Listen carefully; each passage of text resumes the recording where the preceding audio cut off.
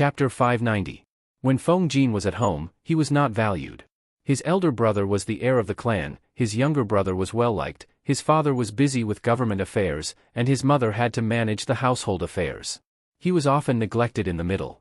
Luckily, Feng Gue was a reliable elder brother and the three brothers had a good relationship. He had been away from home for many years. He had wanted to take this opportunity to find out more, but he did not expect Feng Gue to cut him off with one sentence. They only talked about family matters, not official matters. Feng Jin had no choice but to swallow the words that had welled up in his throat. Changxing was a small child. She did not know about the undercurrent between her father and eldest uncle. She giggled and grabbed Feng Gue's beard, unwilling to let go. Feng Gue was a steady and conservative man, but he was not stingy with his family. He supported Changxing's knees with one hand and let her sit on his arm. He wrapped his other arm around her shoulder to prevent her from falling.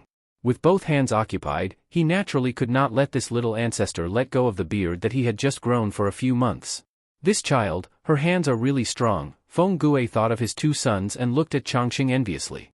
Feng Jin's head hurt. This little brat, it was fine that she bullied her father at home, but why did she bully eldest uncle when she was out? Father, Feng Jin was a little angry, but when his daughter called him father sweetly, all his anger was extinguished. Feng Gue brought Feng Jin and his family back to the Feng family's main residence. The Feng family had been around for nearly 1,000 years. Anyone with the surname Feng in Shangyang County would find that their ancestors were related to the Feng family by blood. Such an illustrious and noble family had a rather plain ancestral home. It was not like those extravagant and sudden riches outside. Instead, it kept a low profile. Last year's earthquake, the Feng family's ancestral home had collapsed slightly. But the house was sturdy and the wood used to build it was said to be indestructible. The earthquake destroyed Shangjing overnight, but the Feng family's ancestral home only had a few old houses that were rarely used. Only a few people were injured. Father? Changxing curled up in eldest Uncle Feng Gue's arms. Her large bright eyes darted around. The unfamiliar and slightly gloomy building made her feel uneasy. She desperately wanted to find someone familiar. Seeing Feng Jin at the side, she rested her chin on Feng Gue's shoulder and looked straight at her father. You'll see Grandpa and Grandma in a while. Remember to greet them obediently. Don't be rude or mischievous, understand? Grandpa and Grandma? Changxing tilted her head in confusion. Feng Jin let out a sigh, feeling regretful in his heart. When he was her age, he had long been taught etiquette by the wet nurses and maids. He could not be careless or rude. In the aristocratic families, even a child of 1 or 2 years old had to be polite. Age was not a gold medal that would exempt them from death if they made mistakes or caused trouble. But longevity, before she was born, she was trapped in Shangjing with her husband and wife. When she was born, there was an earthquake. They drifted from place to place and settled down in Xiangyang district. Feng Jin doted on this daughter of his, who was not easy to come by and lived a difficult life. He even indulged her. The etiquette that should have been taught from a young age was not taught at all. Now that he was making a last-minute effort, he didn't know if it would work. Feng Jin was a little anxious. He was afraid that Changxing would drop the ball at the critical moment. However, he did not know that although Changxing was young, her instinct to seek advantages and avoid disadvantages was top-notch. In Jiang Pingji's words, this girl was born with the ability to judge and judge. Her intuition was very scary. For example, other children were afraid of Jiang Pingji, but Changxing was especially close to her. Occasionally, she would come to the government office to play and accidentally cause trouble. If Jiang Pingji was present, what would be the girl's first reaction? She would definitely stagger towards her and hug her thighs to hide from Feng Jin. If Jiang Pingji was not around, Changxing would hug someone else's thighs and hide faster than a rabbit. Such a clever girl, why would he be afraid that she would not take advantage of the situation? Knowing that Feng Jin had returned, the Feng family's ancestral residence was especially lively that day. However, this kind of lively referred to the large number of people, not the noise. Servants came and went continuously, but the maids and senior servants did not even make a sound when they walked. Feng Jin entered the main hall. His parents, whom he had not seen for many years, were already seated in the seats of honor. He pulled Wei Jingxian along to greet his parents. When Changxing saw this, she stomped her feet and wanted to get down. Feng Gue smiled and put her down. She imitated Feng Jin's actions. However, she was wearing thick clothes and had a 3-headed body, so it was difficult for her to maintain her balance. She had just knelt down to pay her respects when her whole body fell forward. She rolled around twice. Perhaps it was a little painful, but her eyes quickly turned red. The scene that was originally solemn with a hint of warmth suddenly changed. Feng Ren also could not maintain his imposing manner as the head of the family. Madame Feng directly asked the senior servant beside her to carry Changxing over. Madame Feng sighed. Huayu and Jingxian's child is already so big. When she first chose Feng Jin and his wife as hostages to go to Shangjing, she was extremely unwilling. When she heard that Wei Jingxian was diagnosed with pregnancy halfway through the journey, her heart did not calm down. Moreover, after the earthquake in Shangjing, the people were almost killed. Madame Feng washed her face with tears and almost cried herself blind. Feng Jin said, "Mother, Changxing is a little naughty. Don't be fooled by her." Madame Feng took Changxing. The child nestled obediently in her arms, extremely obedient. "The child is naughty. At least it means that her body is strong and healthy," Madame Feng said without lifting her head. She teased Changxing. "Do you know what to call me?" Changxing opened her mouth crisply and asked with some doubt. "Grandfather?" With no one to refer to, Changxing could not distinguish the difference between the two. Feng Jin already did not dare to lift his head. Madame Feng could not help but smile. She pointed at Feng Ren beside her and said, "This is grandfather." Changxing cleverly changed her words and shouted, "Grandmother." Sigh. Changxing is so smart. Madame Feng took off the string of Buddha beads that she had worn for more than 10 years and put it on Changxing's neck. Her face was full of smiles. Seeing this action, Feng Jin secretly heaved a sigh of relief. He had passed the first test. Wei Jingxian knew the importance of the string of Buddha beads. She was extremely satisfied. Only one person had a somewhat malicious look in her eyes. She clenched her fists tightly in her sleeves, leaving a few fingernail marks on her palms. Feng Gui's eyes turned cold. He secretly tugged at his wife to wake her up. Feng Gui's wife sensed her husband's stern gaze. She slightly shrank back and lowered her head. She secretly twisted her fingers and handkerchief. Feng Jin sensed the slightly malicious gaze. He looked over and frowned slightly. Was that his sister-in-law? He had a belly full of things to say. He waited for Feng Gui and his wife to leave before he finally spoke. Sister-in-law, just now, if it was in the past, he would have tolerated it for the sake of his eldest brother. But to release malice towards Changxing because of a string of Buddha beads, he could not tolerate it. Madame Feng's face was slightly embarrassed. She said in a low voice, "The family is unfortunate." Feng Jin was surprised. What had happened in the past 2 years to make his mother so unhappy with the sister-in-law whom she was extremely satisfied with? Chapter 591. For the sake of harmony within the family, Feng Jin and Feng Ju had received special education since young. They had to remember one thing at all times: the eldest brother was the heir of the family. No matter how outstanding the 2 younger brothers were, they could not covet what did not belong to them. No matter what family it was taboo for brothers to fight. Rather than giving every child the hope of competing, it was better to let them understand the difference from the start. Hence, unless there were special circumstances, Feng Jin and Feng Ju would rarely compete with Feng Gui. The differences between the 3 brothers could be seen in many aspects, such as marriage. Feng Gui's wife had been carefully selected, not limited to just Dongqing. Even the emperor's selection of a wife was not as meticulous as this. It was mainly based on the wife's family background, talent, bearing, character, appearance. All these criteria had to be carefully considered. Because of this, Feng Gui did not marry until he was 21 years old. What about Feng Jin's wife, Wei Jingxian? She came from an aristocratic family in Hejian. Her family background was average. She was talented, good-looking, and had a good temperament. Her only 2 blemishes were that she had entered a bandit's lair and escaped safely. She was once betrothed to Lu Shi but broke off the engagement in the end. There were plenty of people in Dongqing who were better off than Wei Jingxian. If Lu Shi had not been the matchmaker, Wei Jingxian would not have been able to become the second wife of the Feng family. Feng Jin had no intention of competing with Feng Gui. Wei Jingxian was not good enough to be the matriarch of the Feng family. It could be said that it was impossible for them to have any conflict of interest with Feng Gui and his wife. Feng Jin really could not understand why his sister-in-law would look at Changxing with such malice. She did not even know how to hide it. As an outsider, Feng Jin was not suited to gossip about his sister-in-law. He could only let his wife do it. How could Feng Jin be at ease with a matriarch who had malice towards Changxing? Wei Jingxian and her mother-in-law went to the back hall to rest while Feng Jin and Feng Ren chatted in the main hall. The father and son had not seen each other for a few years and had a lot to talk about. Wei Jingxian teased Changxing while chatting with her mother-in-law about the trifling matters in the backyard. The mother-in-law and daughter-in-law chatted and laughed. Between them, there was the amusing Changxing. The atmosphere was harmonious until Feng Jin's sister-in-law brought her 2 sons to pay their respects to Madame Feng. Compared to Feng Gui's magnanimous and upright temperament, his two sons were slightly dazed. They looked a little timid and petty. She had only met this sister-in-law 2 or 3 times and did not know much about her.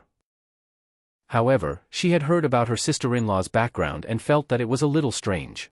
Madame Feng, who was smiling a moment ago, maintained a stiff smile throughout the whole process in front of her eldest daughter-in-law who was trying to please her. The atmosphere was quite awkward. Feng Gui's wife was displeased as well. She hurriedly said her goodbyes and left with her 2 sons. Wei Jingxian secretly heaved a sigh of relief when the awkward silence finally disappeared. Suddenly, an idea flashed through her mind, and she widened her eyes in astonishment. Swaying? The upbringing of the noble ladies was naturally strict. There was a set of rules for how they sat, stood, and walked. Although he was not inflexible, he should not be so frivolous, right? Wei Jingxian's expression cracked as she watched her sister-in-law squirm. Madame Feng sighed and whispered, "He's finally gone." "Mother, sister-in-law wasn't like this in the past," Madame Feng said. "You haven't been married for long, how many times have you seen her?" Wei Jingxian thought that her mother-in-law did not like her to talk too much, so she swallowed her words. Madame Feng continued, "I thought that she was a good person, but I didn't expect her to be like this. Anyway, Jingxian, don't learn from her." Wei Jingxian replied, "I know, mother." Madame Feng started to talk and rambled on about what had happened in the family all these years, causing Wei Jingxian's expression to turn ugly. After a while, "Eldest uncle is just going to tolerate it?" she asked. Madame Feng frowned, "What else can I do? After all, we are legally married, we can't divorce her just because of this. I was thinking of teaching her well. TSK, I don't know how Madame Du raised her daughter. She's so petty, yet she dares to call herself a lady from a noble family." Feng Gui's wife, Madame Feng Du, was born in the Du family of Zhongzhou. She was the 5th child in the family, and the eldest daughter of the Du family was the Empress of Zhongzhou. Madame Feng chose the 5th daughter of Madame Du's legal wife after much selection. Zhongzhou and Dongqing were too far apart, so Madame Feng could not see her future daughter-in-law with her own eyes. However, all the information that came back showed that Madame Feng Du had a good reputation. Family background, talent, appearance, self-restraint, conduct. There was nothing to nitpick about. From the time the 2 families set the wedding date to the actual wedding ceremony, it took nearly 2 years. Madame Feng had high expectations for her eldest daughter-in-law, but she was disappointed in the end. She was greedy, jealous, power-hungry, talkative, and sinister. Apart from these, what Madame Feng could not stand was that she had a vicious disease. Feng Jin returned to the courtyard where he lived before he got married. His wife carried Chongqing and was surrounded by servants. The husband and wife were whispering in the room. Feng Jin listened and his face cracked. Sister-in-law has a vicious disease? How could it be? A lady with a vicious disease could not be included in his mother's selection list. Wei Jingxian rolled her eyes impatiently and said, "Didn't you notice that sister-in-law's walking posture is a little frivolous?" Feng Jin bit her earlobe righteously. "Jingxian, you already called her sister-in-law. As her uncle, how can I stare at her?" "Don't be so naughty." Wei Jingxian felt uncomfortable. She carried Chongqing and sat further away. According to mother, sister-in-law broke her leg. Feng Jin frowned. "Was it born?" "How could it be?" "It was acquired," Wei Jingxian said. "Acquired? The servants in the house are so careless?" When Feng Jin was young, he fell and broke his teeth. The servants who served him were often punished. Wei Jingxian sighed and pulled the little braid on Chongqing's head. "It was acquired, but it was not an accident. It was done by someone." Feng Jin's cheeks twitched. Someone broke her leg? Sister-in-law was born in the Du family of Zhongzhou. She had an elder sister who was the Empress of Zhongzhou. Feng Jin said, "I know about this." Wei Jingxian emphasized impatiently, "The one who wrote the 4 self-accomplishment classics for women and educated all the women in the world." Hearing the 3 words, "for self-accomplishment classics for women," Feng Jin immediately became alert. Such a coincidence." Feng Jin said awkwardly. Wei Jingxian said, "The Du family declined a few years ago and relied on this empress to support her maiden family. She wrote the 4 self-accomplishment classics for women and was highly praised by many scholars. She slowly gained the title of the virtuous empress and the Du family's reputation in Zhongzhou improved. The Du family educated the women in the family with the empress as a model. Guess what? This empress has the habit of binding her feet. Her feet are not even the size of an adult's palm and they are very beautiful." Feng Jin blushed. "Just now you said that your husband is not serious. Why are you saying such nonsense too?" Wei Jingxian snorted and said, "A filthy person sees filth. Do you dare to say that you didn't think of anything that you shouldn't?"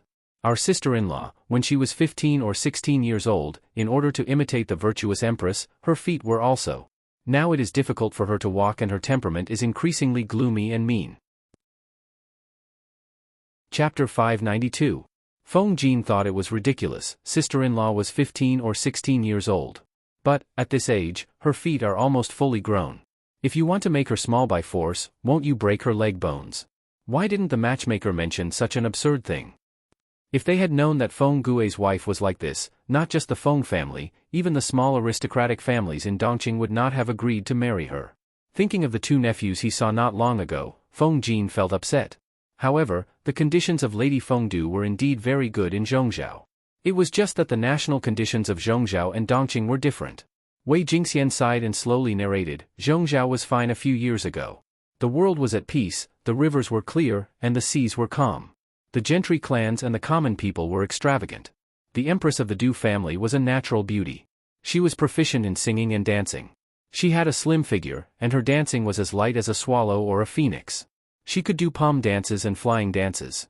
For a time, the noble ladies of the aristocratic families imitated her. When the news reached the song and dance school, the dancers tried to imitate the dance, but they were too big and too heavy, so it was difficult for them to perform such a stunning dance.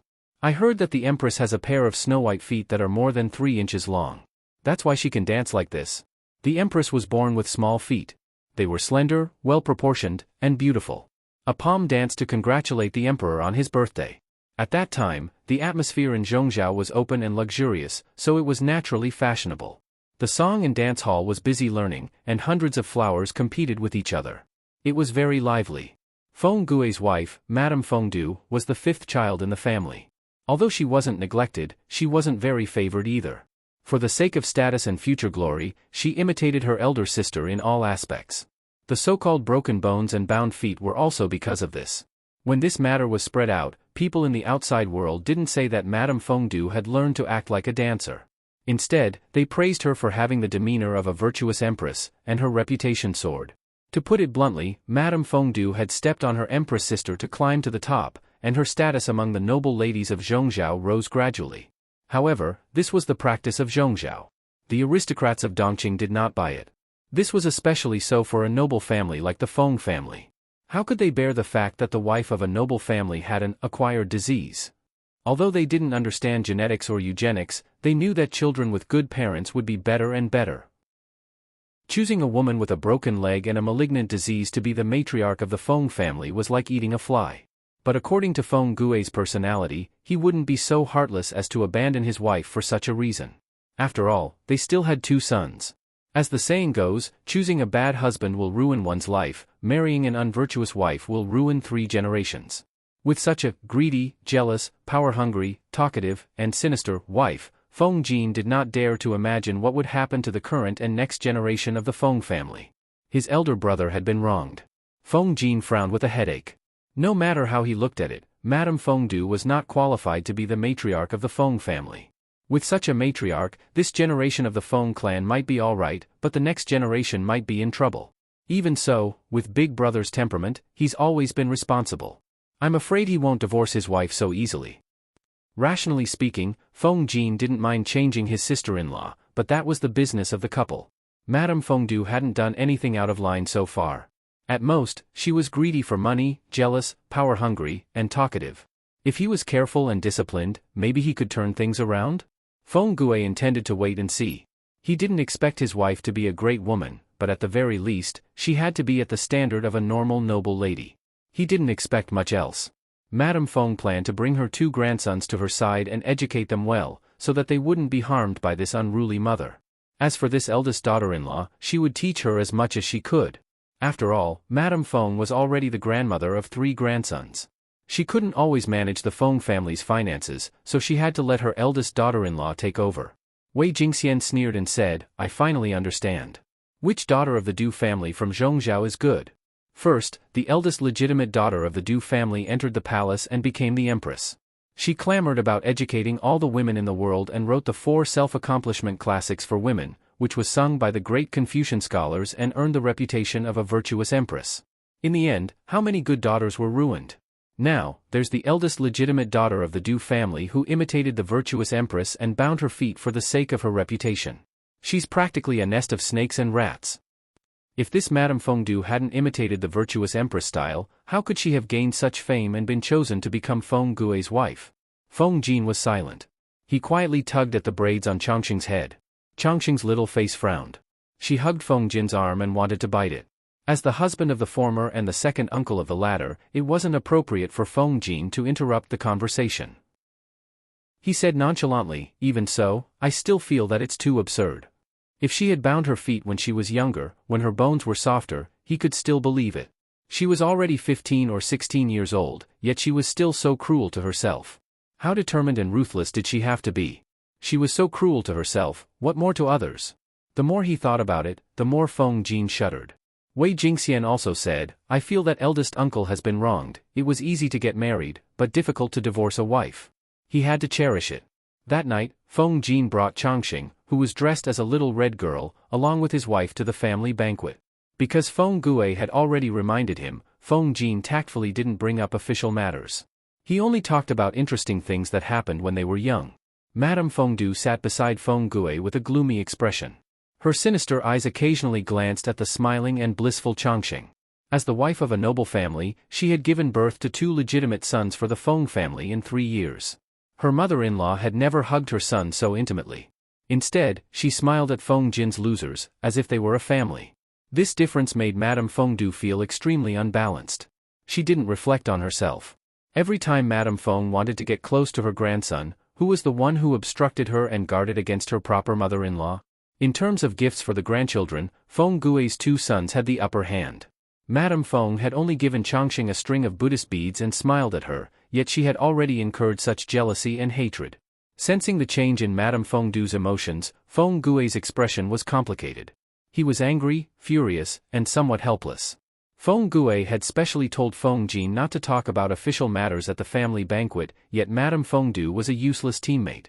After 3 rounds of wine, Madame Fengdu suddenly said, "Second uncle is now accompanying the traitor, Madame Lu. What's wrong with that? Aren't you afraid of implicating the rest of the family?" Feng Gui endured it and clenched his fists tightly. His expression was unsightly.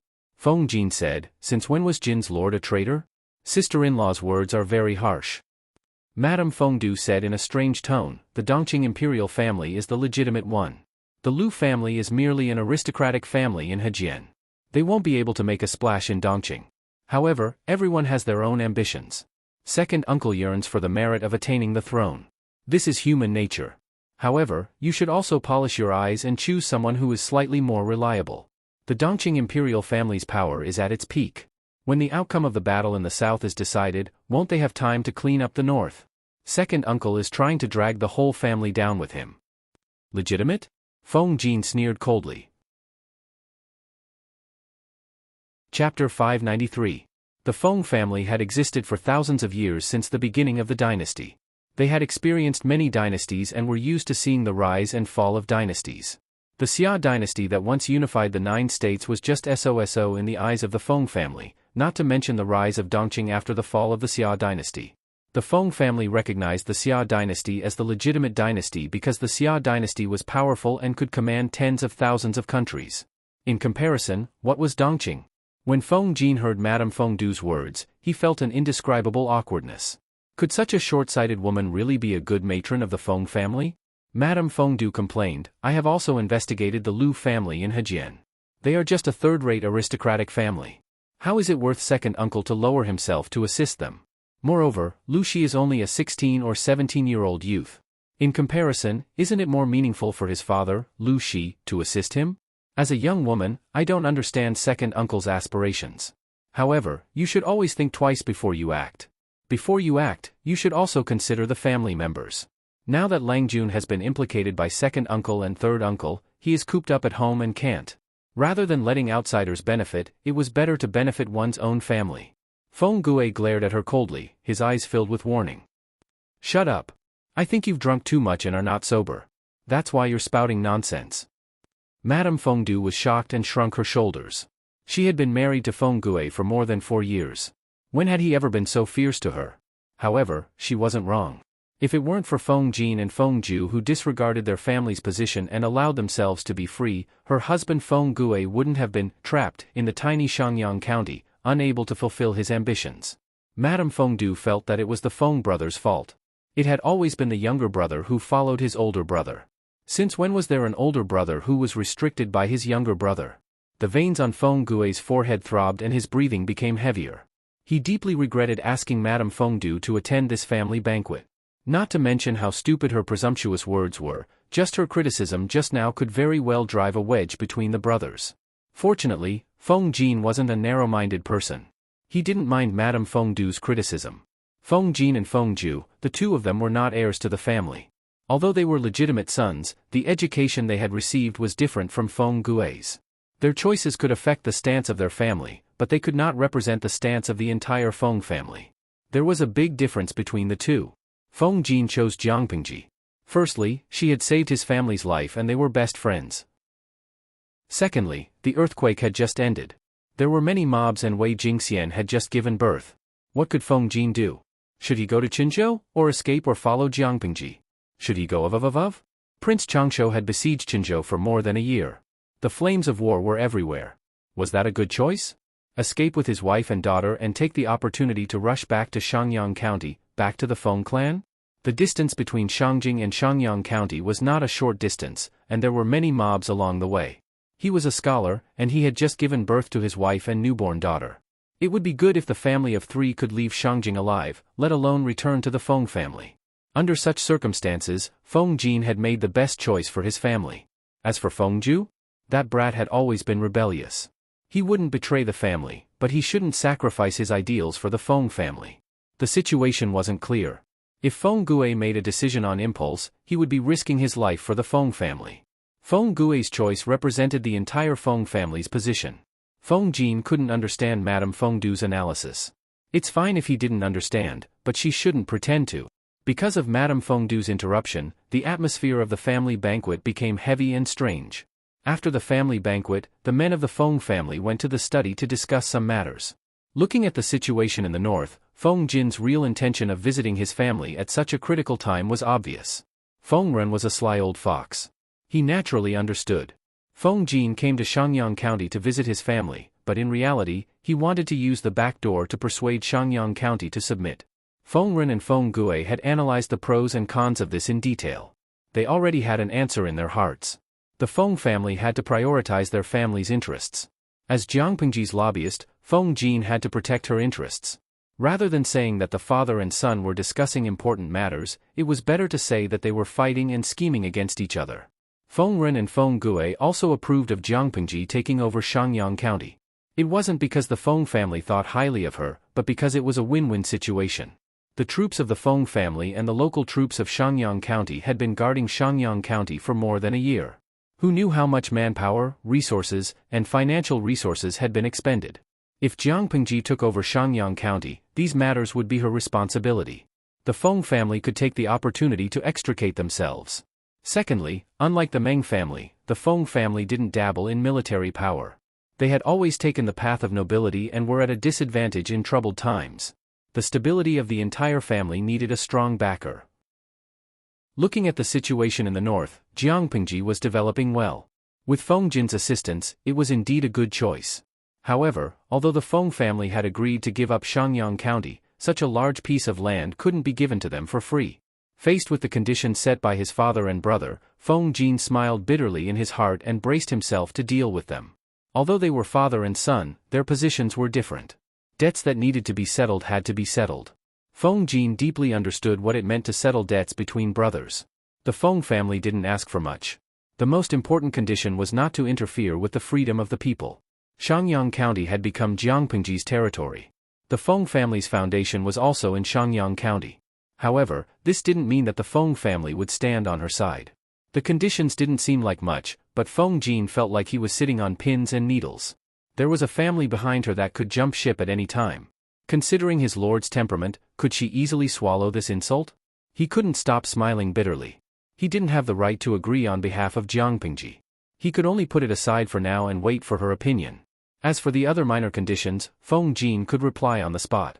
Although they were scheming against each other, The atmosphere between the father and son was considered good. Now that the royal family has fallen, famine is rampant, and starving people are everywhere. The Xueqi army and the Red Lotus group run amok in the north. The eunuchs monopolize power in the court, and the relatives interfere with politics. Both sides are fighting until their necks turn red. Outside, there is Prince Changshuo's wild ambition. He covets incessantly. His troops besiege Qinzhou with the intention of usurping the throne. The people are anxious. Smoke signals are rising everywhere. The feudal lord's separatist rule is unavoidable. I know your temperament.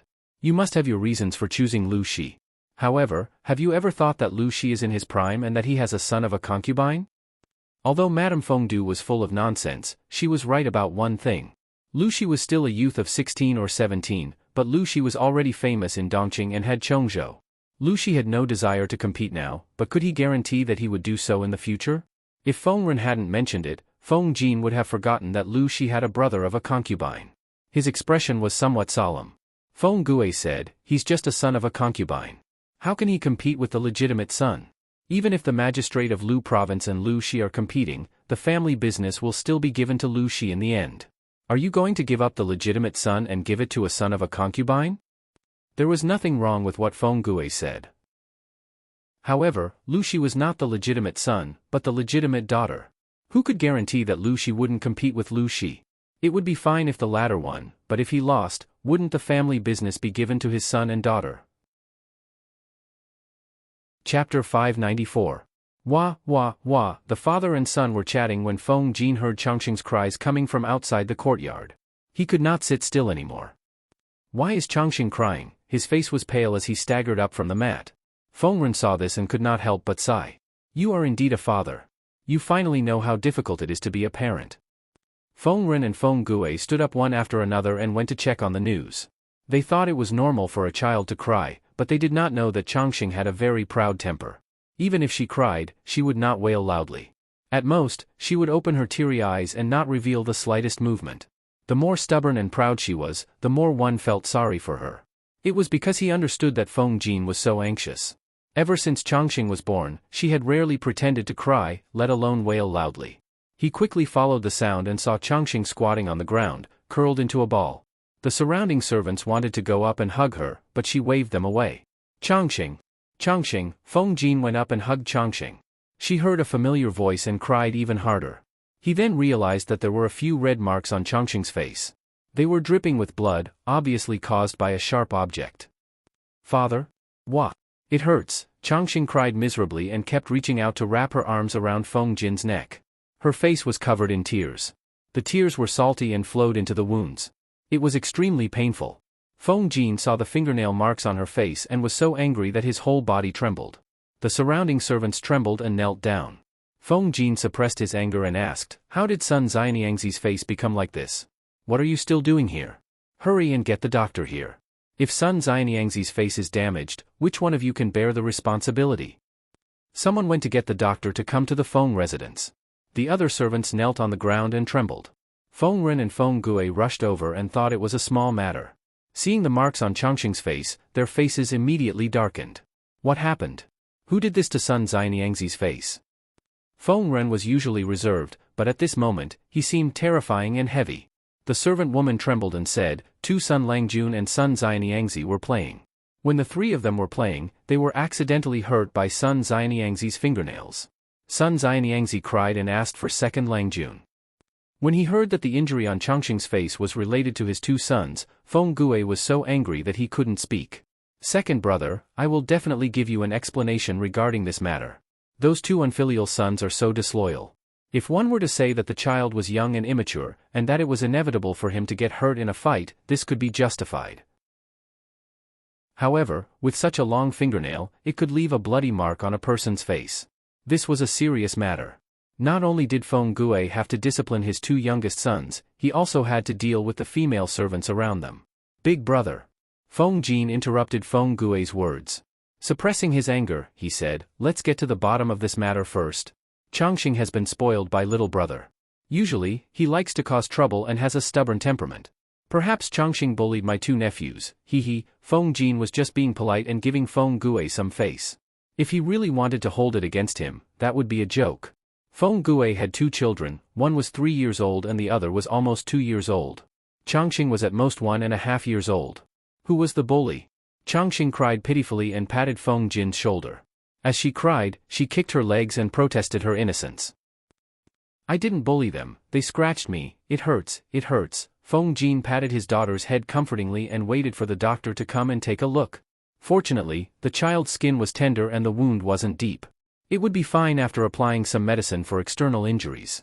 However, because the child's injury healed quickly, the wound would be itchy when it healed. The female servants had to be careful not to let Changxing scratch her wound. Wei Jingxian, who was in the backyard, heard the news and rushed over. When she saw the bright red wound on Changxing's face, she almost lost her balance. At this point, the entire sequence of events had been investigated. Changxing's face was indeed scratched by the 2 children. Feng Gue looked at his son's fingernails angrily. He was so angry that he couldn't even speak. After all, she was the wife of a noble family. No matter how dissatisfied Feng Gue was with his wife, he still had to give her the respect she deserved.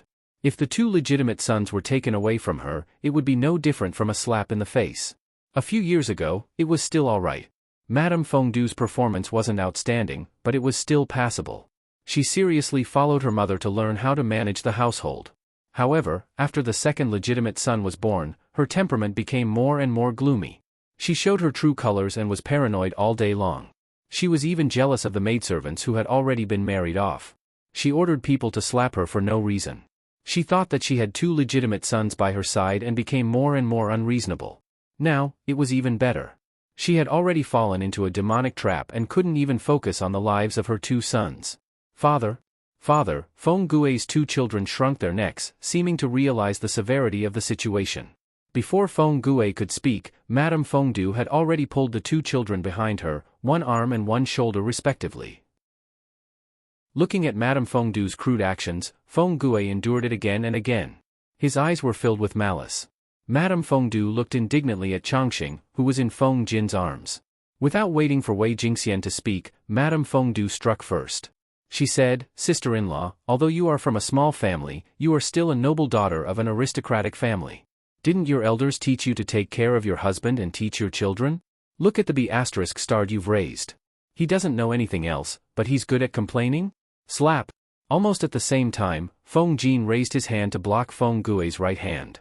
Wei Jingxian had already rushed forward and slapped her. Seeing this, Feng Jin felt helpless. This Madame Fengdu was indeed formidable. She could make his eldest brother, who had cultivated for more than 20 years, break down. He alone could only stop Feng Gue, but he couldn't stop his own wife. Even Feng Jin felt his face hurt when he saw Jingxian slap. "What did you say just now?" Madame Feng rushed over, surrounded by servants. When she heard Madame Fengdu's words, she was so angry that she trembled. Could such a vicious woman really be the matriarch of the Feng family? She had chosen so many women, and the woman she chose was actually this kind of trash? As a mother-in-law, she could tolerate other minor problems. After a few years of careful treatment, she might still be able to be cured. But now? She was clearly rotten to the core. A matriarch not only had to have a good family background to be competent, but most importantly, she had to be educated and knowledgeable. Did she have that? Feng Gue was stopped by Feng Jin. He suppressed the anger that was surging in his heart. He said, "Send your first madam back to her room." Madame Fengdu was also speechless. She spat out all the resentment she usually had. She felt remorseful, but seeing Feng Gue's attitude, she thought that he was trying to protect her. Her trembling heart calmed down slightly. When she returned to her room, her weak legs finally felt like they were stepping on solid ground. She didn't realize that her 2 sons weren't sent back together. Instead, they were carried by servants to the back hall. Their fingernails were carefully cut, and their bodies were checked for internal injuries.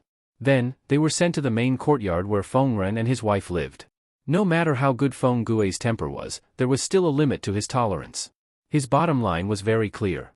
One was his clan, and the other was his family. Chapter 595. Feng Jin sensed something was amiss and was afraid that Feng Gue was going to write the divorce papers. Although he did not have a good impression of this sister-in-law, if he divorced her, it would involve his brother's family affairs. Feng Jin did not care whether Feng Ming divorced his wife or not, but if the reason was because of Changxing, Feng Jin could not sit back and do nothing. Feng Gue could tell that Feng Jin was worried. He sighed and said, "Don't think too much. It has nothing to do with immortality." After saying this, he apologized to Feng Ren and his wife. Madame Fengdu was the wife of a noble family. Divorcing was not only a matter between husband and wife, but also a big deal for the whole Feng family. Feng Gue was not the clan leader yet. This matter would certainly cause some trouble for Feng Ren. Madame Feng helped him up. It's been hard on my son. In the end, it's all my fault, choosing such an unreliable person. Madame Fengdu had a good reputation in Zhongzhou, and her family background was also strong. From this, it could be inferred that her knowledge, upbringing, and virtue were definitely not weak. Madame Feng had also noticed these points, which was why she had included Madame Fengdu as a key candidate. After a few rounds of investigation, Madame Fengdu was indeed outstanding. Who would have known that there was such a huge difference in the national conditions of Zhongzhou and Dongqing? Even the standards of aristocratic ladies were as different as heaven and earth? Feng Guo hurriedly said, I'm unfilial. I didn't cultivate my inner qi, and I've troubled you many times. Now, it's time for an end. Feng Gue could tolerate Madame Fengdu's small problems. They were merely greedy, power-hungry, jealous and narrow-minded. The Feng family was wealthy and she was the matriarch of the clan. In the end, she would definitely be the one in charge of the clan's finances. Feng Gue was very indifferent to such matters. Before entering the clan, Madame Fengdu had never had a servant.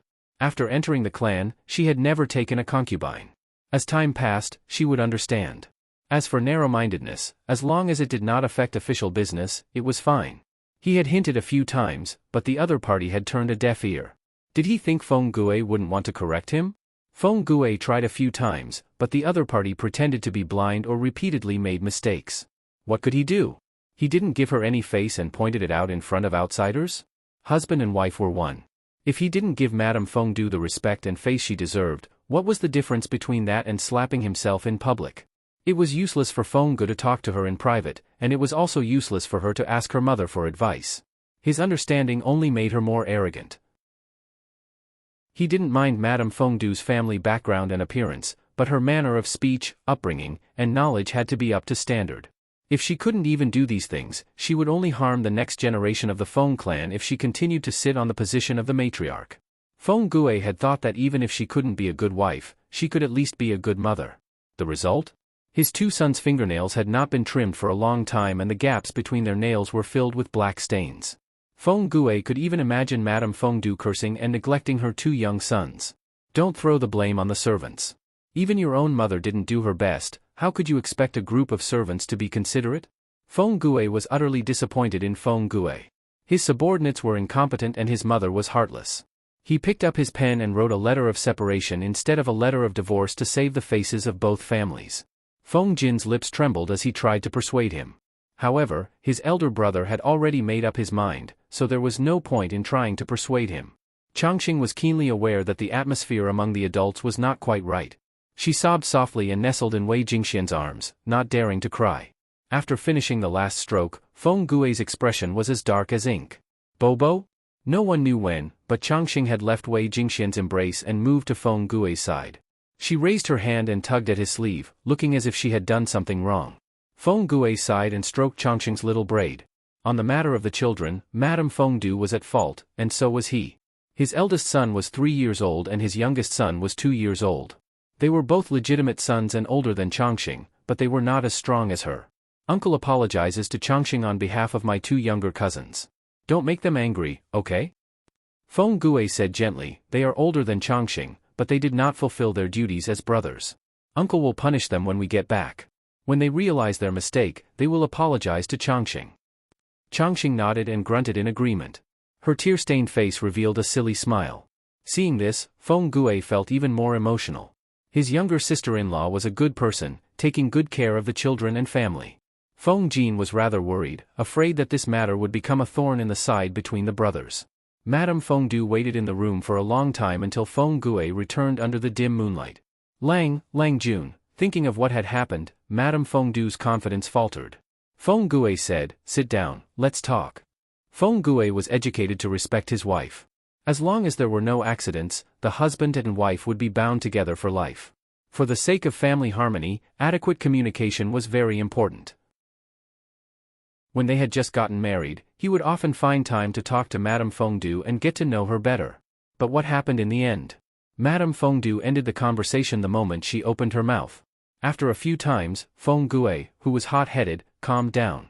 The relationship between husband and wife was only superficial. Madame Fengdu sat opposite him, feeling uneasy. She secretly observed Feng Gue's expression as she apologized. Lang Jun, what happened today was indeed your servant's fault, Feng Gue said. Changxing is at most 1.5 years old. As her eldest aunt, as an elder, you were not kind to the younger generation. Is there anything wrong with that? Madame Fengdu's face turned pale, as if it had been painted with a layer of white paint. Previously, she was the one who ended the conversation. This time, it was Feng Gue. Isn't this younger sister-in-law's fault for not raising her daughter well? Changxing is young, but precisely because she is young, she needs to be properly raised. Feng Gue said with a cold expression, by properly raised, you mean you instigated your son to bully her? Madame Fengdu widened her eyes in shock, looking frightened. Feng Gue laughed coldly and said, there's no such thing as an impenetrable wall in this world, not to mention the Feng residence where there are many mouths. As the wife of a noble family, you are not strict enough with your subordinates. The maidservants you bribed confessed everything with a little trick. It's been more than 4 years, why haven't you improved at all? Madame Fengdu was embarrassed and speechless. Her heart was filled with fear and anxiety. Your servant, did I reprimand you for slapping Xueqi? Xueqi was Feng Gue's personal maidservant. She had been betrothed a year or 2 ago. Because of her good looks, Madame Fengdu, who looked calm, was jealous of her and slapped her 20 times in public, almost killing her. At the mention of Xueqi, Madame Fengdu seemed to gain some confidence. Lang Jun did not reprimand me, but he did say a few words. Furthermore, was Lang Jun's protection of that vixen fake? Feng Gue retorted, that was a maidservant who took care of me for a whole 15 years. People's hearts are made of flesh. Do you wish for me to be a cold-hearted and heartless person? She had already been betrothed to someone whom Feng Gue valued. There was no reason for Madame Fengdu to be jealous. Forget it, talking was too tiring. After chatting for a while, they still ended up talking to each other. Feng Gue took out a bamboo tube from his sleeve. It was covered with incense. Take it. Madame Fengdu was stunned. She received it with trembling hands and opened it to take a look. She immediately collapsed to the ground, the pearls and jade on her head scattered all over the floor. Chapter 596. Madame Fengdu trembled as she held the letter that seemed frivolous, but to her, it was as heavy as Mount Tai. You, how dare you divorce me? Madame Fengdu seemed to have yet to recover from the shock of reality. She couldn't help but pinch her own arm. This was definitely a nightmare, not reality. How could Feng Gue write a divorce letter?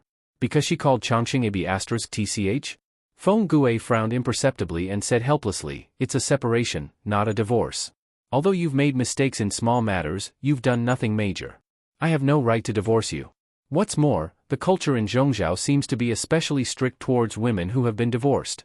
Before he could finish, Madame Fengdu screamed shrilly, you know it too. Why did you write a divorce letter like this?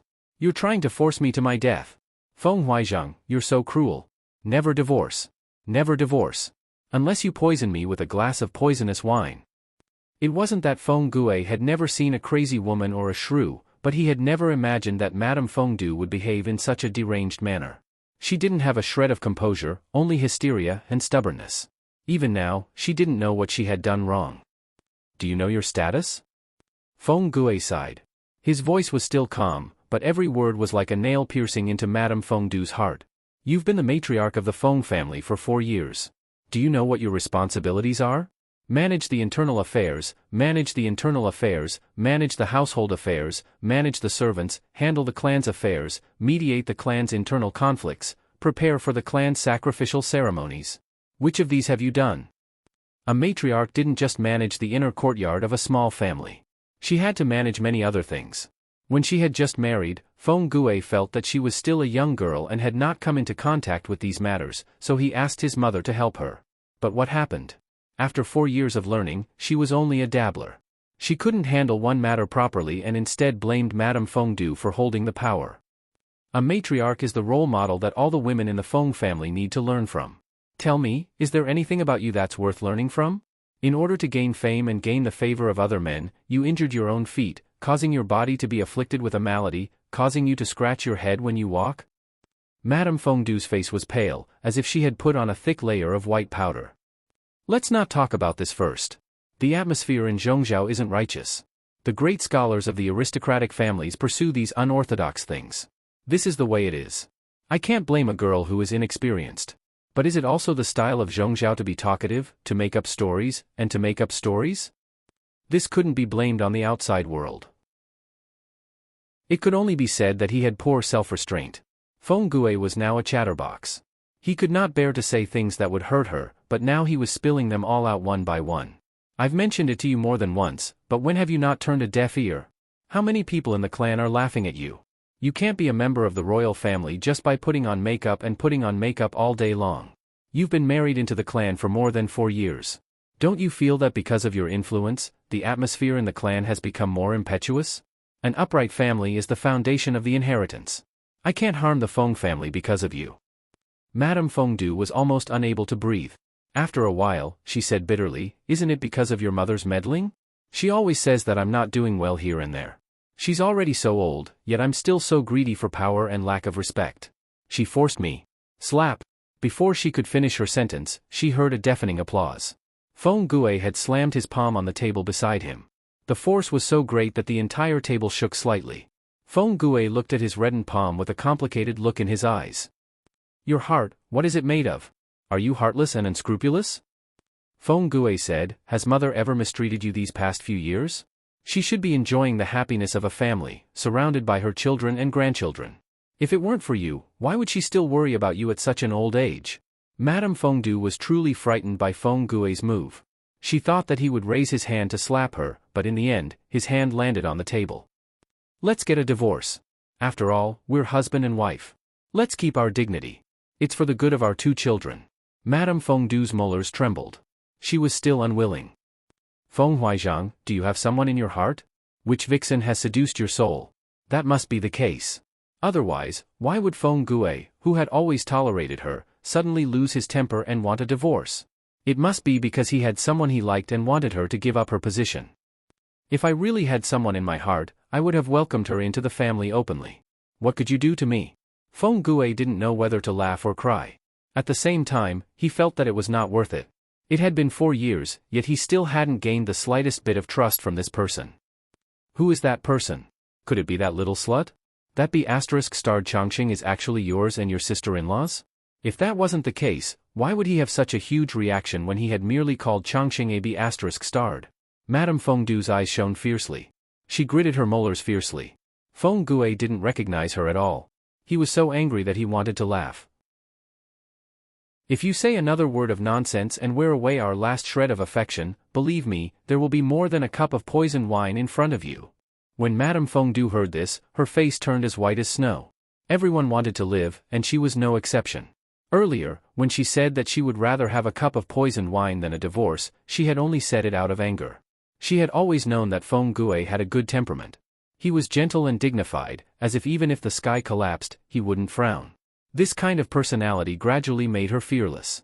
Reality proved that she really didn't understand Feng Gue. When this person hardened his heart, even she was afraid. Feng Gue said, I have also seen the 4 self-accomplishment classics for women in Zhongzhao. You should review it again and reflect on yourself. See which one you have done. Treat others strictly and be lenient with self-discipline.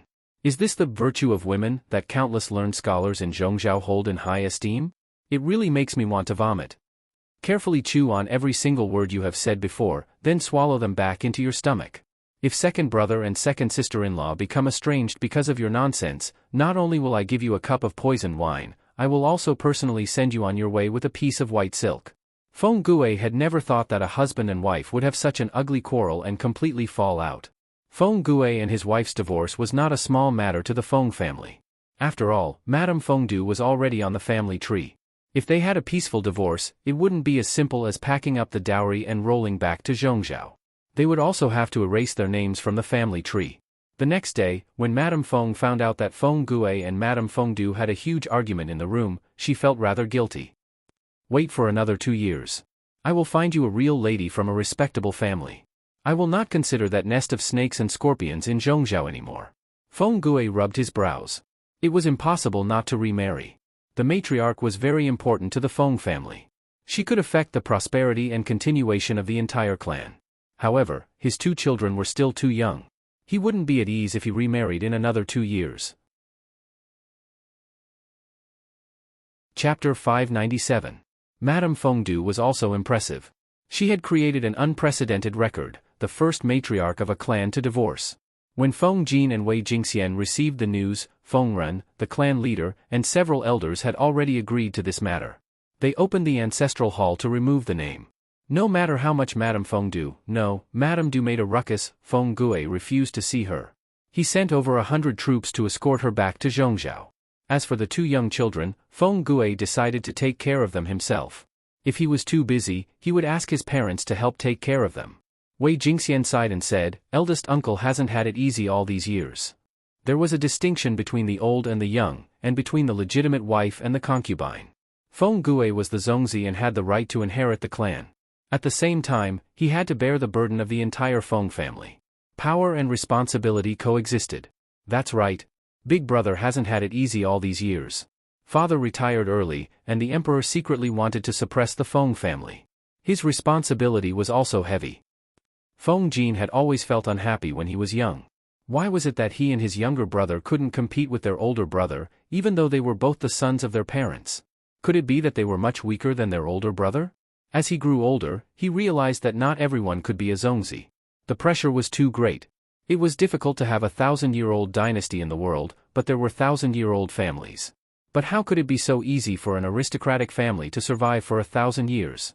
Every generation's clan leader not only had to stabilize the clan's position in the outside world, but they also had to eliminate the filthy atmosphere within the clan to ensure that the clan's inheritance would continue.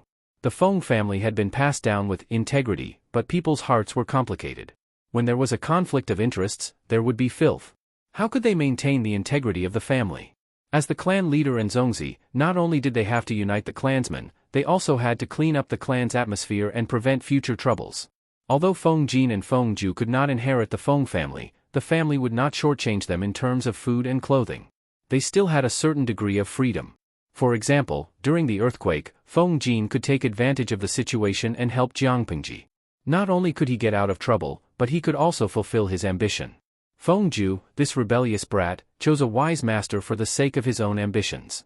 If it was Feng Gue, there was only death waiting for them. In the future, when the world is divided, Feng Gue's wise ruler will certainly not be his personal choice, but the choice of the entire Feng family. Changxing, who was in his arms, had sharp ears when she heard the word eldest uncle. She stretched her head to look outside the door and pouted in disappointment. "No Bobo." Wei Jingxian said in surprise, "Eldest uncle's child is quite faded. We've only met 2 or 3 times, but Changxing is so concerned about him." Feng Jin said, "Big brother has always liked children. I remember when I was young, father and mother were busy, and Huaying and I were taken care of by big brother. He keeps a close eye on the female servants, inspecting them every few days and punishing the servants in case they don't do their best." By the time Feng Ju was born, Feng Gue was already an adult. He had to do his homework and take care of his 2 younger brothers at the same time. Wei Jingxian imagined that scene and smiled. When Changxing gets older, she'll probably be a responsible older sister. Feng Jin smiled as he stroked Changxing's braids and asked her, "Does Changxing want to be a little sister?" Wei Jingxian glared at him and said, "Changxing is still young. What does she know? After the new year, she's already 2 years old. She's not young anymore." The couple's relationship grew better day by day. Coupled with Changxing's help, they became more and more attached to each other. Feng Jin's most important objective for his trip to Shangyang County had been achieved. He was in no hurry to report back. Instead, he sent a messenger to Feni County. The rest of the time, he leisurely accompanied his wife and daughter. Well, he was actually taking the opportunity to slack off and take a vacation. Stealing half a day of leisure. I can't even remember the last time I had such days. His days in the Feng residence were very comfortable. He ate and slept and ate. 7 to 8 days passed in a row. His bones were aching. Wei Jingxian covered her lips and chuckled. "Let's see how long you can slack off for. I dare to make a bet that you will return the number of days you have rested." Feng Jin looked gloomily at the accumulated snow outside the pavilion. "Madam, whose side are you on?" "I'll be on the side of whoever is right." Wei Jingxian carried Changxing away from Feng Jin's arms and said angrily, "Changxing has already glared at you several times. As a father, you're still pretending to be deaf and mute? She's your daughter, not a hot woman who can walk. If you want to keep her warm, get 2 maids." Feng Jin stood up embarrassedly. He looked a little humble. Changxing was young, but her body was very warm. Feng Jin hugged her and felt warmer than a hot woman. You're not playing along. Wei Jingxian scolded softly. Feng Jin's expression became more and more ashamed. The messenger traveled day and night to deliver Feng Jin's letter to Jiang Pingji. She tore off the seal the moment she received it. Xueqi was rather worried. My lord, what's the result? Feng Jin said confidently, it's most likely good news. My lord is determined to win Shangyang County. Although the Feng family is a prestigious family in Dongqing, they don't have many troops. They've been able to defend Shangyang County for so long. They're already an arrow at the end of its flight. If my lord doesn't take over at the beginning of spring, they won't be able to last past next summer. Now that my lord has resorted to peaceful means before resorting to force, they'll definitely agree if they have the slightest bit of brains. Jiang Pingji did not speak. She opened the letter and read it carefully. She raised her eyebrows slightly. Good, good, good, Jiang Pingji said good 3 times in a row. Everyone's hearts were in their throats. Feng Jin frowned even more. Could it be that he had guessed wrongly? Following that, she said, Huayu has also learned to be treacherous. He's good at slacking off from work. As the saying goes, the mountain is high and the emperor is far away. Their whole family is holed up in Shangyang County. She really has no way of capturing them and bringing them back to work. Feng Jin leaned forward slightly because he was nervous. When he heard the last part of her sentence, he almost choked on his saliva. My lord, did Huayu say anything? Xueqi coughed softly and pulled the topic back. Jiang Pingji said, the Feng family has already agreed to give up Shangyang County, but they've made some small, insignificant requests. Xueqi took the letter from Jiang Pingji's hands and read it carefully. He almost choked. If the Feng family's requests were agreed to, wouldn't it be a tacit agreement that they could jump ship from Jiang Pingji's territory at any time? Was this considered a small matter? Xueqi endured the pain of having a heart attack and passed the letter to the others to read.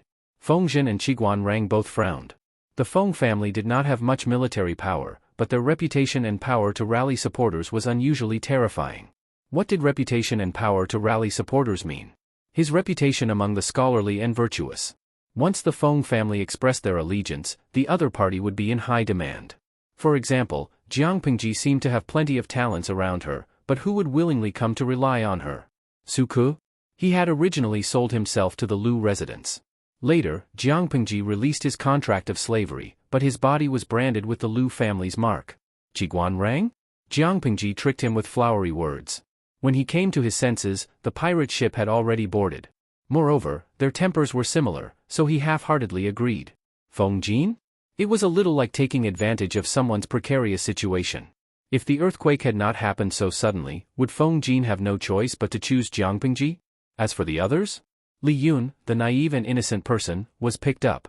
Zhang Ping was tricked by Wei Ci. Yang Si walked right into the trap and accidentally jumped into the pit. Feng Jin was introduced by Wei Ci through a letter. It was mostly because of Wei Ci, not Lu Shi or the entire Lu family. At the very most, only Wei Ci was willing to come on his own accord. But if not for the entanglement of the previous life, would he have chosen Jiang Pingji? Chapter 598. Looking at the social status of Jiang Pingji's subordinates. Feng Jin had the highest status. He was the second legitimate son of Dongqing's Feng family. Wei Ci was the descendant of a declining aristocratic family. The Wei family of Hejian had moved to Zhongzhao's Bianzhou. He was alone now. Feng Jin's family was in decline. His parents died early and his relatives were unreliable. He was a wastrel. Other than the 3 above, the social status of the others was even lower. Judging from the structure of these people, Jiang Pingji currently did not have the capital to attract talents to join her. However, if the Feng family expressed their attitude and was willing to stand on her side, the situation would be different. Even without Wei Ci tricking Peng, there would be capable people who would take the initiative to join her. They even lined up to join her. This was the appeal and reputation of the Feng family among the nobles. Xueqi knew the hidden dangers. He hoped that Jiang Pingji could weigh the pros and cons carefully. If he agreed easily, wouldn't he be nurturing a tiger and inviting trouble? Jiang Pingji actually said that a family that could jump ship at any time was insignificant? My lord, this is not like you. Xueqi shook his head with a puzzled expression. This was not like his lord's style. Letting the Feng family go meant sending a lot of talents and resources to a strong enemy in the future. At that moment, Jiang Pingji's streaming room was still open. There were experts in ancient Chinese among the audience. They translated the contents of the letter and analyzed the inside story. Although the audience was an onlooker, they had read many novels about politics and intrigue. There were many conspiracy theories and tricks. Jin Tian-sanging, streamer, isn't it too much of a loss for you to agree to this condition? According to the handsome Fengzhen, the military forces in Shangyang County won't last until next summer. You can directly attack Shangyang County and it won't cost much. It's enough to capture the Feng family. If they find another way out in the future and backstab you in the back, it'll be too painful. It's better to be ruthless now and take preventive measures. Jin Tian-sanging, don't be anxious. The streamer must have her own considerations. Which expert can analyze it? Watching this streaming room, I feel that my IQ is not enough. I can't take it anymore. I'm going to find Taba to increase my IQ by $100. Xueqi Guofengxiu, I think that the streamer is doing the right thing. Inuejia Juvachinma, you're shameless. You really think you're Guojia? Xueqi Guofengxiu, to the one above, if I didn't kneel down early, would there be a time when the world is divided? The live stream wasn't a peaceful place either, because the same ID challenged each other every day. Lao Ciji Lianming, young people nowadays are not reliable. Let me analyze it and get the gist of it. First of all, do you still remember the strategy that the host made before? She wanted to weaken the power of the aristocratic families. In the early stages of development, she definitely couldn't let the aristocratic families take too much initiative. If the Feng family joined the alliance, she would probably be more passive. Secondly, the Feng family had entered the game so early and attracted too much hatred. As the saying goes, the bird that sticks out gets shot. If Prince Changsho and the Emperor joined forces to get rid of her and then started a civil war, what would happen then? Thirdly, Feng Jin is still working under the host and they are good friends. Even if I don't give face to the monk, I still have to give face to the Feng family. Although I feel that the third reason is a bit nonsensical and the host isn't the kind of person who is soft-hearted, but adding it makes her seem more humane. Xueqi Guofengxiu, of course, the most important thing is that the Feng group doesn't like the streamer. When this bullet screen was sent out, it was followed by a string of 666, that's hurtful, old friend, and what kind of big truth are you saying? Jiang Pingji secretly took a deep breath and resisted the urge to grab these people and beat them up. Don't they know that people who are too honest usually don't live long? A melon that is forcefully twisted won't be sweet. Instead, it will taste bitter and make one's mouth dry.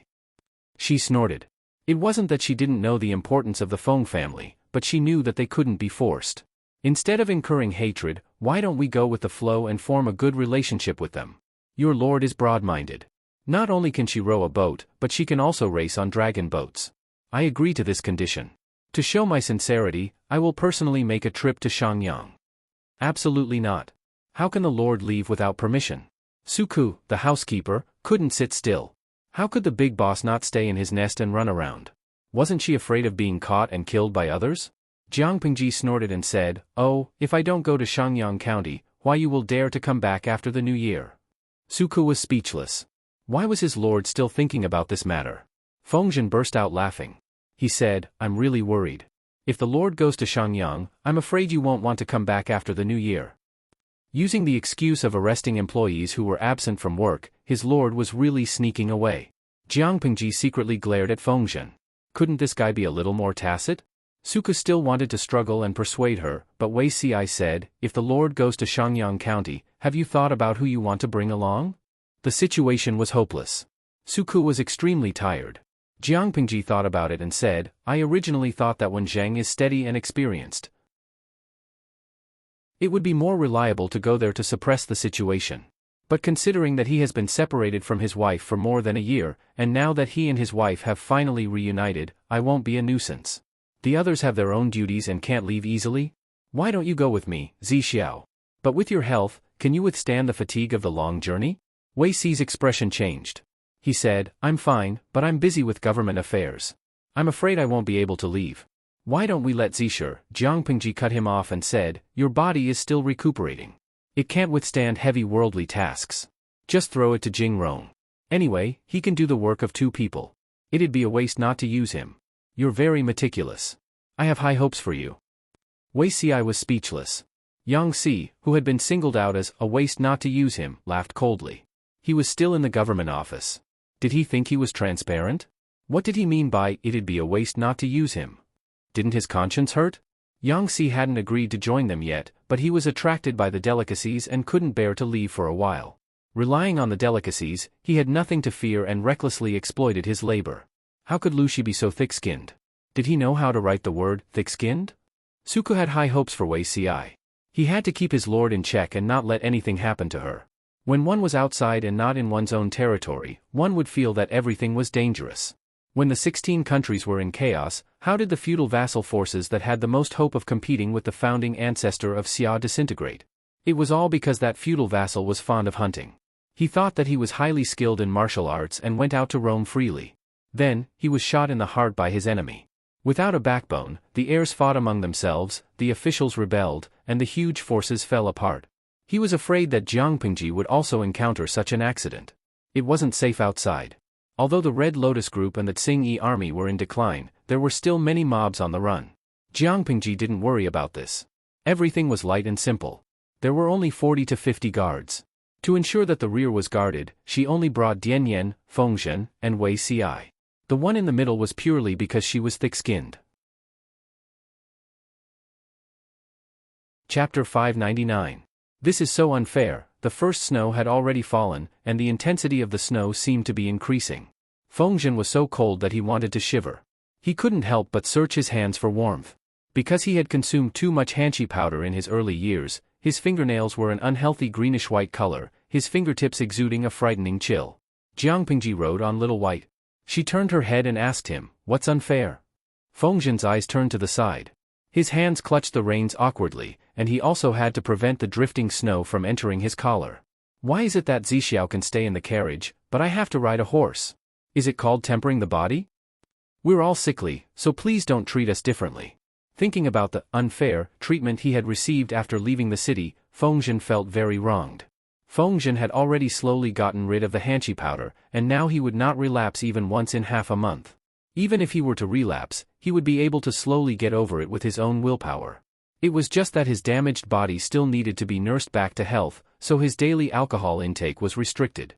He had thought that he would be free once he came out and could have a good time. Who knew that his lord would be so biased? Wei Ci was a treasure, and he was a blade of grass. This was reflected in the fact that he could sit in a carriage, drink hot water, enjoy snacks. These benefits had nothing to do with him. Jiang Pingji smiled. Her phoenix eyes squinted in enjoyment. She steered her horse closer to Feng Zhen and said meaningfully, "Zisher, have you ever heard of the saying, 'Your honey is another's frost'?" Feng Zhen was also a clever person, and his comprehension ability was not bad. There was some doubt and confusion on his face. "You said that Zixiao also wants to exchange with me? Why?" Riding a horse in the middle of winter was simply a kind of torture. The wind and snow were still blowing outside, and no matter how many layers of clothes one wore, one would still feel bone-chilling cold. Wei Ci's physique was not as good as his, how could he be crazy enough to want to ride a horse? Jiang Pingji smiled faintly. "About that, I can't say." Feng Zhen thought about it, but he still didn't understand. In the end, he just gave up. He said, "I don't care anymore. I want to enjoy life in the carriage, and he wants to suffer outside. Why don't we swap places and have the best of both worlds?" Jiang Pingji added, "I won't allow it. He won't exchange with you." Feng Zhen, who was about to retreat, paused. He asked her in a lazy and direct manner, "Why? He's better looking than you. If Zixiao's lips turn purple from the cold wind, my heart will ache." Jiang Pingji teased him with a smile. She did not hide the fact that she was obsessed with good looks. "If Zisher shivers in the cold, not only will I not feel sorry for him, I can even laugh at you." As long as it was something that Jiang Pingji was unwilling to do, even if Wei Ci was against it in his heart, he would still be obedient verbally. Feng Zhen wanted to switch places with Wei Ci. If Jiang Pingji didn't agree, Wei Ci would never leave the carriage. Feng Zhen almost couldn't maintain the expression on his face. He hadn't expected that his lord was not only shameless but also had a foul mouth. Her ability to play dirty was even deeper than his. He was not as good-looking as Wei Ci, but did a man need to be so good-looking? Was there a need? The answer was necessary, because this was a world where appearances mattered, and he still had a lord who mattered. The audience in the streaming room praised Jiang Pingji's straightforwardness. They also felt sorry for Feng Zhen. Jintian Dazi Gung, ha ha ha, I love such an honest streamer. She says whatever she wants to say.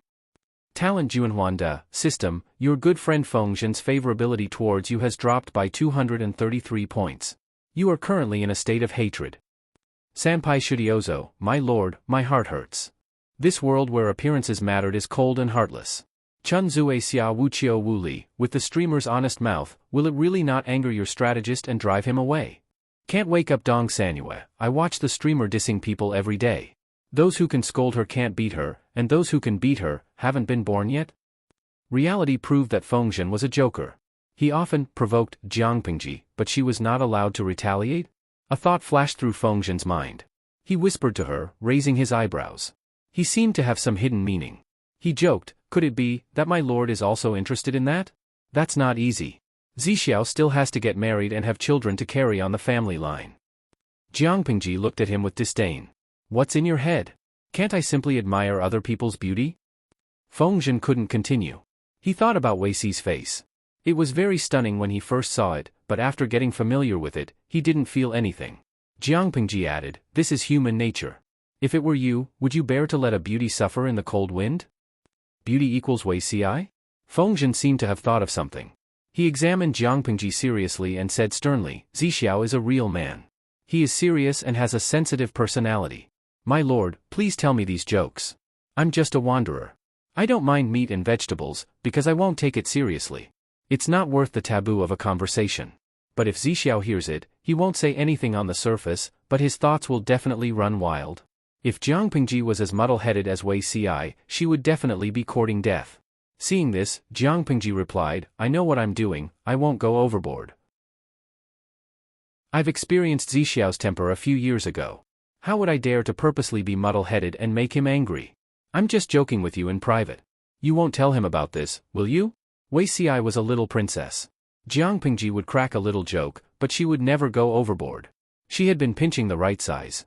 Seeing that Jiang Pingji was serious, Fengzhen heaved a sigh of relief. If it was just a joke, he naturally wouldn't be worried. The alarm was lifted. Fengzhen teased, my lord, you are very knowledgeable. Zixiao's looks are rare in this world. If he is the standard, how many people in the world will be overshadowed? Jiang Pingji secretly despised Fengzhen.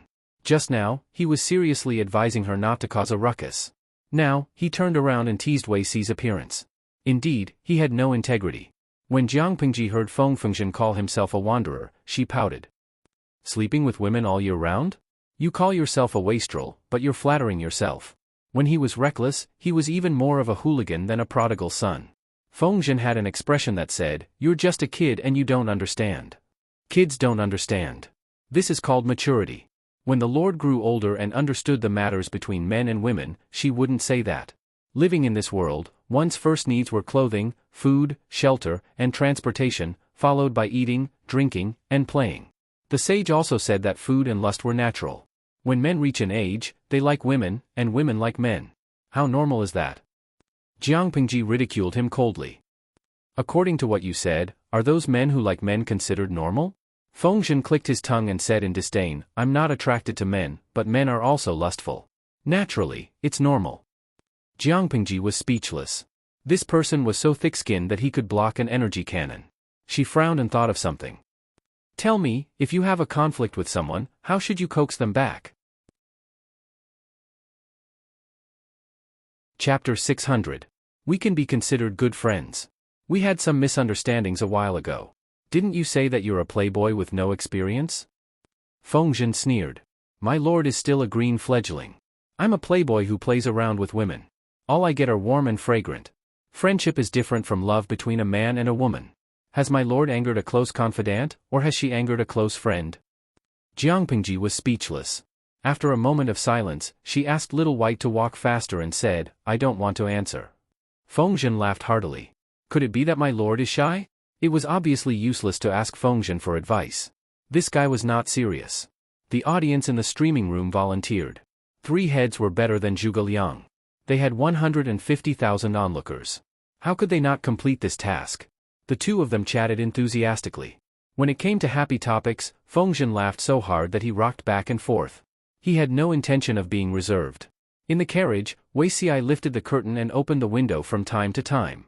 The cold air that rushed into his face made him choke violently. He vaguely saw 2 figures on horseback in front of the group. He let out a long sigh. No one knew what he was thinking, but he closed the window with a bang. Out of sight, out of mind. After half a year of reorganization, the other 3 districts of Fengyi County had slowly regained their liveliness. The city walls and streets had been renovated. However, after leaving Fengyi County, the scene outside was shocking. The roadside was filled with white bones. There were no strong men within 100 miles. Only the old, weak, women, and children were left in rags. Along the way, they could always find frozen corpses under the thick snow. They were all as thin as firewood and unbearable to look at. Jiang Pingji pressed down on the hood of her windproof cloak.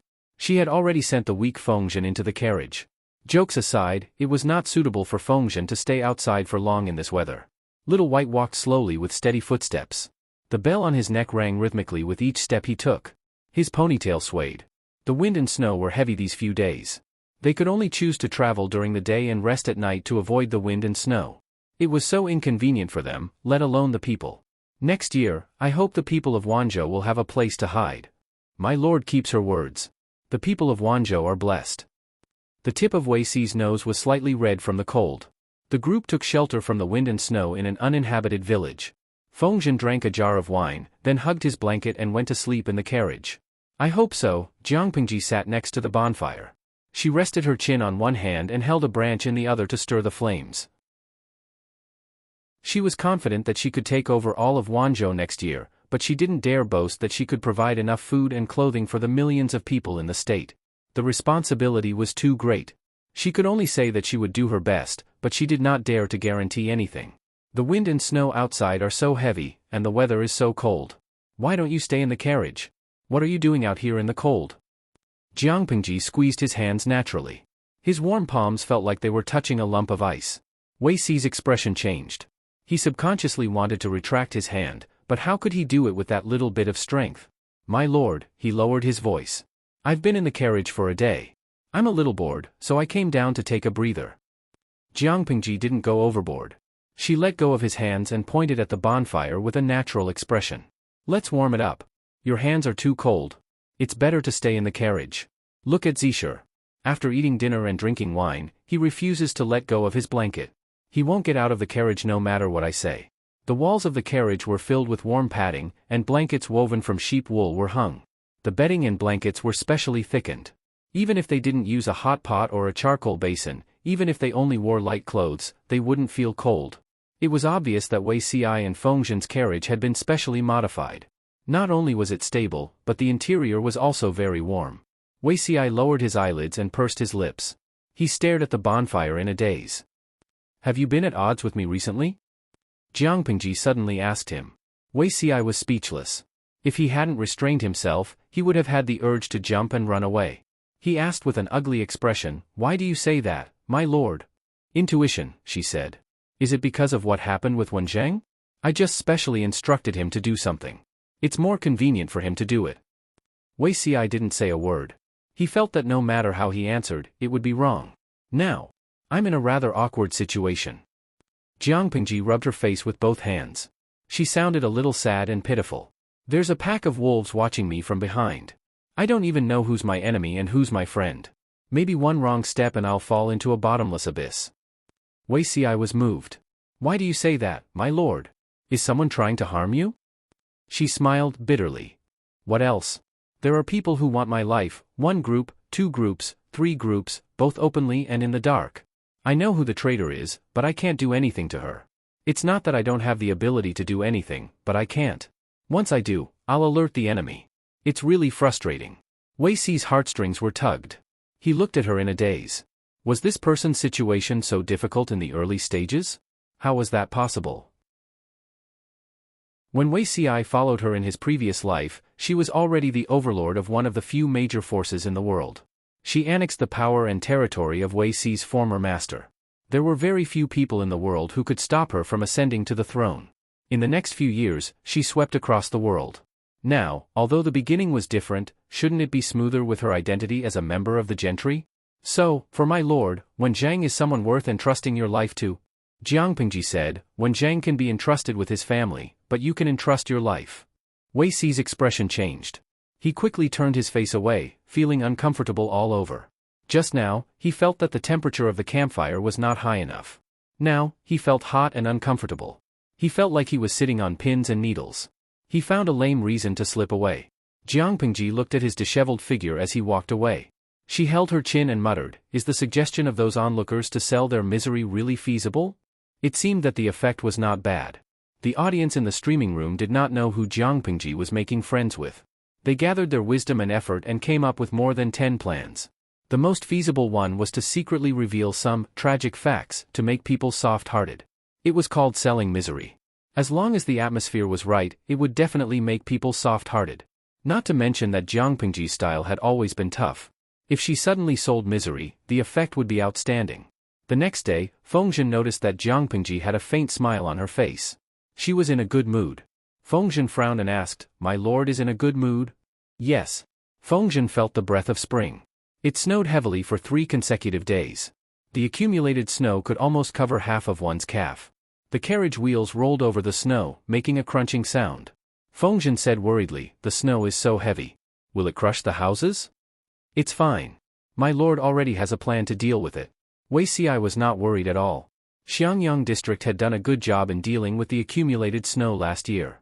This year, it was spread throughout Fengyi County.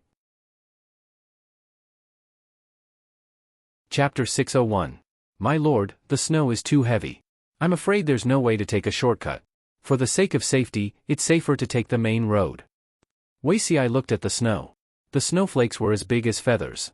They floated on his face and stuck close to him. Not long after, they turned into ice water.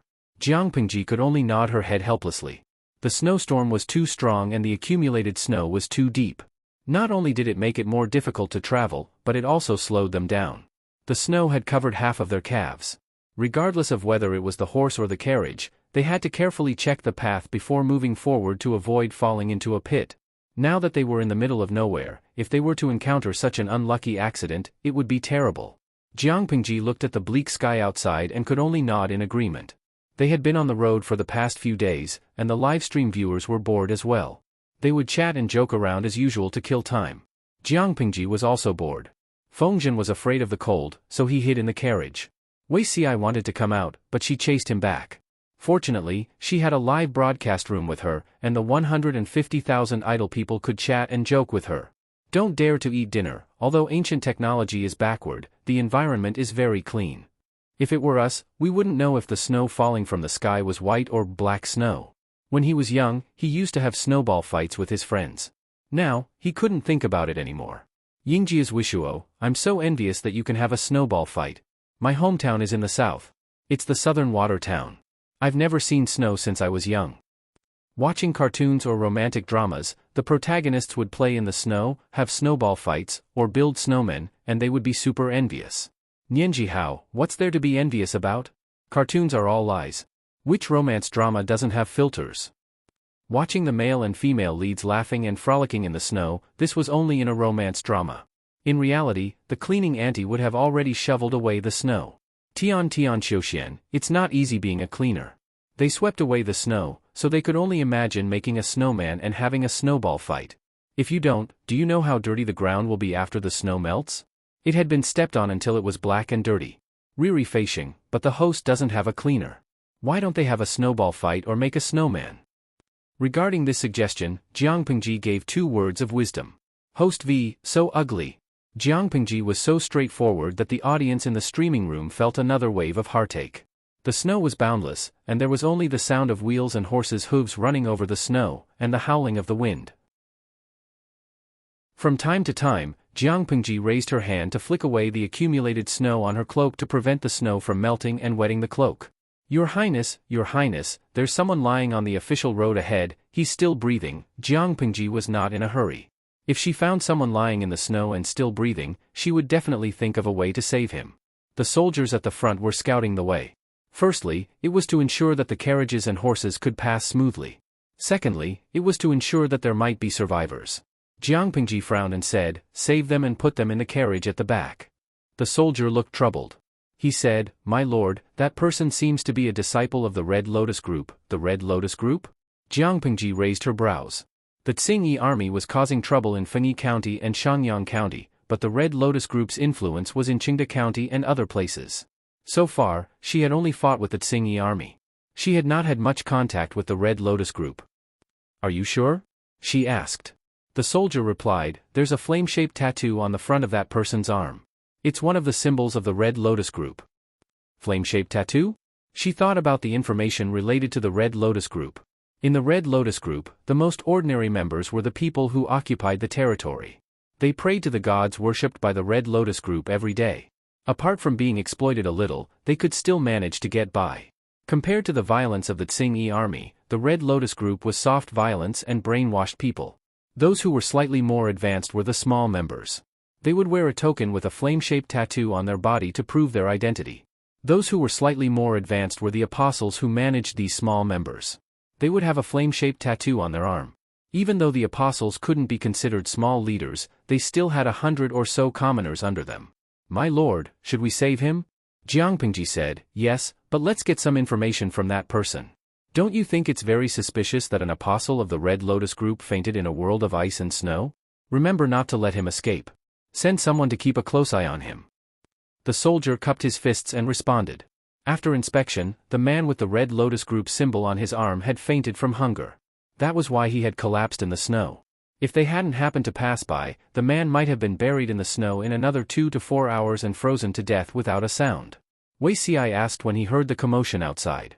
Jiangpingji turned her head and said, "It's nothing. We found a guy from the Red Lotus group who fainted from hunger in the snow. We saved him." He didn't think too much about it. As long as it wasn't an assassin targeting her, it was fine. Ever since Jiangpingji acted pitifully last night, Xueqi had carefully integrated and analyzed all the information he knew. He was more and more surprised. He thought that Jiangpingji had a good start and that all the changes were in her favor. Now that he had heard her heartfelt words, he felt that things were not that simple. These changes were not all good. Maybe it was related to the demon that Master Liaochen mentioned. How did the current history differ from the past he knew? He thought it was Lu Shi, but when he looked back, he overturned his guess. Unfortunately, he left Dongqing too early in his previous life. He only had a rough understanding of the situation in Dongqing.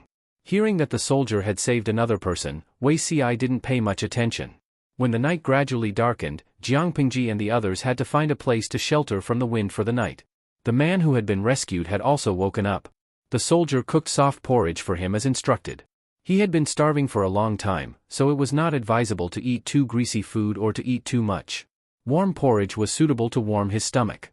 The soldier secretly tried to get information from the man, but he didn't know that the man was extremely vigilant. He didn't reveal anything for half a day. Helpless, the soldier could only go back and report to Jiangpingji. "My lord, I'm guessing that the man isn't an ordinary person." "Oh? Why do you say so?" Jiangpingji skewered the cold steamed bun and roasted it over the fire. It was roasted until the outside was sticky. Then she carefully put it to her mouth and took a bite. The soldier said, "This lowly one has probed him several times. This person is extremely vigilant." He ate 2 bowls of porridge in a row. He was obviously very hungry, but the way he ate was quite refined. The way he talked and behaved. He doesn't look like an ordinary person. He looks more like an educated and cultured person. Jiangpingji raised her eyebrows. She was vaguely interested. "Summon that man. I'll interrogate him personally." In fact, there was no need to specifically get information out of him. There were too few people who could keep secrets in front of Jiangpingji. The man who had been rescued was nearly 30 years old. His long hair was tied up on his head with a hemp rope. It was unknown how many days it had been since he washed. Even though it was winter, there was an indescribable stench on his body. His hair was even more stuck together in bundles, floating with dust. His fingernails had not been trimmed for at least a month. There was a thick layer of dirt on his skin. He looked like a tramp, but Jiangpingji became vigilant the moment she saw him. Chapter 602. Because of hunger, the man's figure was quite thin, but from the exposed skin on his arms, it could be seen that he had been trained. The thick calluses on his right hand could also prove that he had practiced martial arts for a long time. The slightly deformed knuckles on his right hand showed that he had learned to read and write. Regardless of his level of education, he could at least be considered to be a master of both literature and martial arts. His feet were tied with worn-out straw sandals, and the clothes on his body could no longer be called clothes to protect him from the cold. At most, they were rags. Such a harsh living environment caused the man to have severe frostbite. Even looking at it would hurt, but the man reacted calmly. Either he was in so much pain that he couldn't feel it, or he was determined enough to endure it. The soldiers also said that he had a good table manners. How could a man who was so hungry that he fainted on the side of the road and was almost buried in the thick snow hold himself back when he saw hot food? Not only did the man hold himself back, but he also integrated his cultivation into his bones. Even though he had fallen to the lowest point of his life, he still maintained the little bit of self-esteem he had. Jiang Pingji glanced at the person's face. He was not the peaceful type. His facial features were a little aggressive. However, the vicissitudes of life had slightly smoothed out his arrogance. He had some indifference after experiencing vicissitudes of life, but his eyes were still filled with unyielding light. To use an analogy, the man was like a severely injured wolf. Even though he was about to die, he still aimed at the enemy's throat unwillingly. However, clothes make the man, and image was very important. No matter how rich and graceful the man was before the accident, now that he had not bathed for more than half a year, his image was still unsightly. She thought about it and already understood a lot.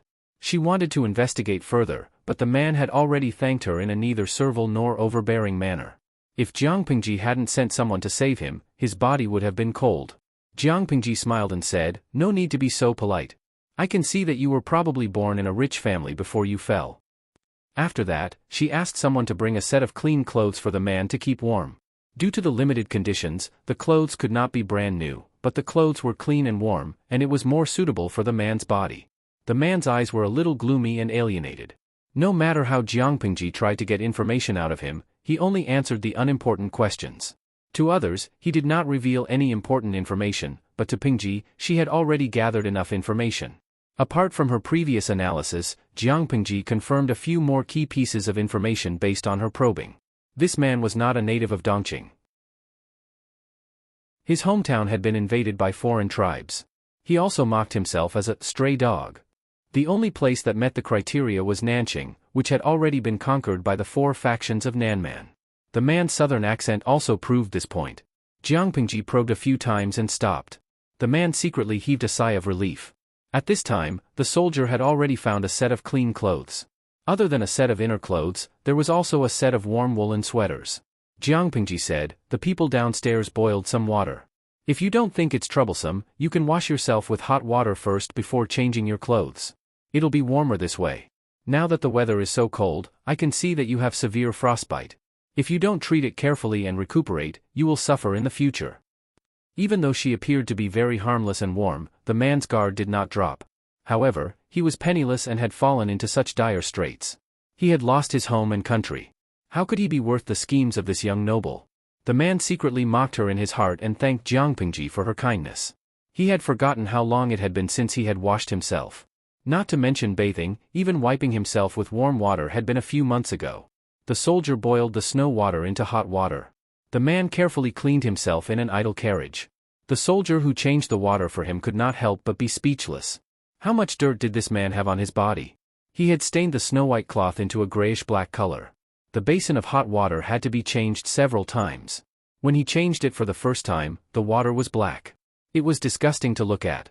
It gradually became clear after washing a few basins. "This is the ointment that the Lord ordered me to prepare for you. It's quite effective in treating frostbite." The winter in the north was very cold and long. Many people would develop frostbite. It was cold and painful. If they did not take good care of themselves and had to come back once a year, they would suffer for the rest of their lives. Therefore, the people in the north would prepare some ointment if they could afford it. "Thank you very much." At first, the man only wanted to wipe himself a little. However, he could not hold himself back once he started. He simply washed his long hair carefully. The soldier said, "You're lucky to have met my lord. If it had been someone else, I'm afraid they would have already met the king of hell." The man had a stiff smile on his face and did not say a word. Seeing that he did not respond, the soldier secretly muttered in his heart. He was a little unhappy. This person's reaction was too cold. He did not expect him to be deeply grateful, but he did not have to be so cold, right? He boiled several pots of hot water back and forth, all for his bath.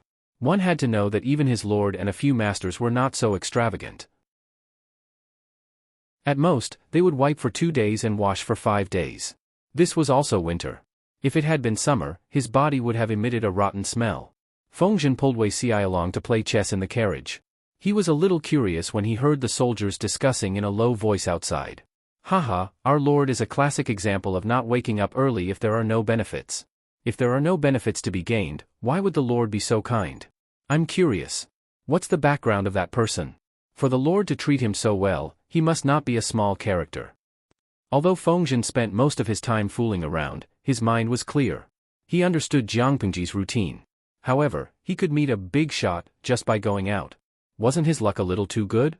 As he spoke, Fengzhen put on a cloak to protect himself from the cold and wrapped himself tightly. Only then did he carefully get off the carriage.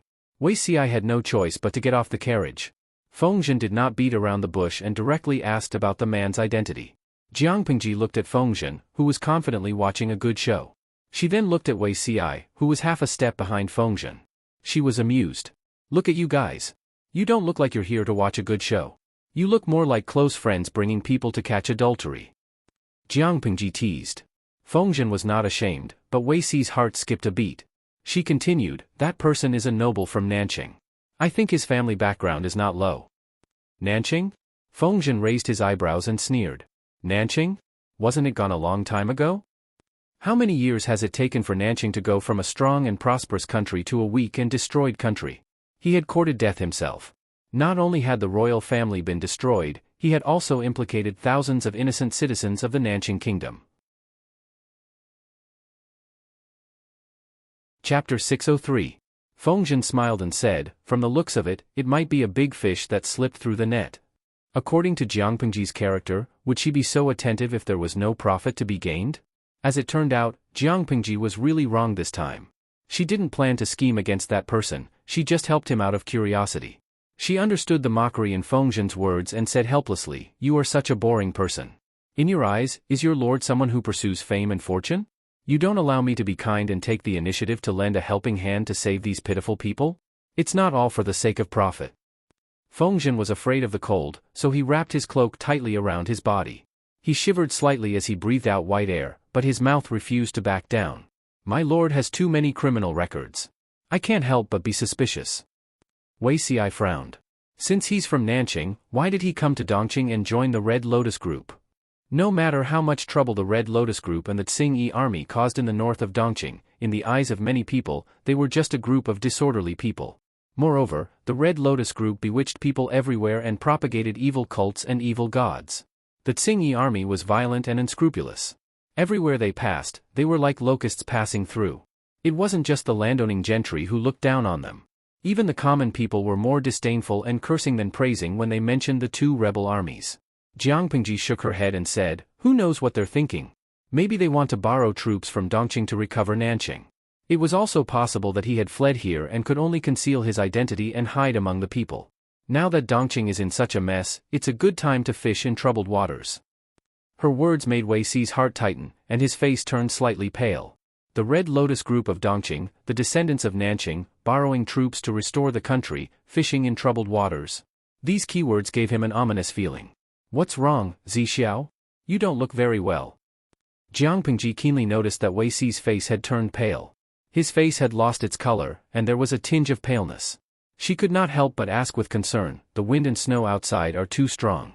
Go back to the carriage to avoid it." Wei Xi was in a daze for a moment. Hearing Jiang Pingji's words, he came back to his senses and said embarrassedly, "It's okay, it's an old problem." Of course, he couldn't go back now. He had to stay and see who that person was. Just as she was thinking, the man had finished washing up and put on the clean clothes that the soldiers had found for him. The man's stature was similar to that of a soldier, but his clothes were quite suitable for keeping warm and comfortable. However, the area of his frostbite was rather large, and the situation was rather serious. His body was slightly warm, and the area where the frostbite was located was extremely itchy, as if there were countless little worms wriggling and crawling, making people unable to resist scratching. The man restrained his impulse and maintained a natural expression. "My lord, I brought him here." The soldier brought the man to Jiang Pingji. At that moment, Jiang Pingji was discussing the situation in Nanqing with Fengzhen and Wei Xi. Nanqing country was indeed destroyed. Not to mention the fact that the four factions of Nanman had broken through the borders of Nanqing and had gone straight to the Yellow Dragon, committing numerous crimes along the way. On the day the capital city was breached, the massacre order issued by the four factions of Nanman was enough to make people gnash their teeth in hatred. The scholars of the world were indignant. All the male members of the royal family were beheaded and hung at the top of the city walls. The female members of the royal family were used as camp prostitutes. The younger ones were 3 to 5 years old, and the older ones were 50 to 60 years old. Not a single one was spared. Some women could not bear the humiliation and committed suicide. There were even noble women who carried their young daughters to commit suicide. Rather than dragging out their feeble lives and being humiliated to death, it was better to be freed early and let their souls return to the netherworld. Apart from these unforgettable blood debts, the four factions of Nanman's behavior of using people as food for the army was even more disgusting. After the royal family of Nanqing was destroyed, the aristocratic families of Nanqing had no choice but to unite to resist the four factions of Nanman. As mentioned before, the aristocratic families were very powerful. They were so powerful that they could influence the court and control the succession of emperors. Why was Nanqing still destroyed despite being so powerful? One must know that the aristocratic families each had their own interests. There were also competitive and hostile relationships between them, and they kept each other in check. In the beginning, the aristocratic families of Nanqing did not care whether Nanqing was destroyed or not. There were three reasons. First, if the royal family of Nanqing was destroyed, they could elect a new ruler. They did not care at all who would be the emperor. Second, the aristocratic families were arrogant. Although they hated the four factions of Nanman, they did not take these barbaric clans seriously. Third, Nanqing courted disaster by recruiting all kinds of useless allies. They even tried to suppress the aristocratic families and hurt their own interests. Who knew that after Nanqing was destroyed, they did not gain any benefits?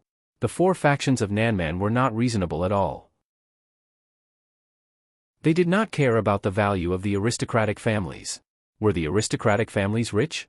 Kill and rob. The aristocratic families had women? Kill and rob. The aristocratic families had rations? Kill and rob. Ever since the four factions of Nanman destroyed Nanqing, they brutally slaughtered countless aristocratic families. The men were brutally killed, while the women were used to satisfy their desires and to carry on the family line. If there was not enough rations, they were cooked and eaten. It was only then that the aristocratic families of Nanqing came to their senses. They recruited soldiers and bought horses. They rose up and rebelled against the cruelty of the four factions of Nanman. Under such circumstances, there would definitely be many who fled to other countries to seek refuge. Jiang Pingji discussed this matter with Wei Xi and Feng Zhen. She also looked down on the four factions of Nanman. Wei Xi said, "My lord, you must not be careless." Jiang Pingji said, "I ridiculed the four factions of Nanman and looked down on them. I did not look down on their combat power. On the contrary, these barbarians were good at fighting. Nanqing's national strength declined and their policies were wrong. They died without complaint.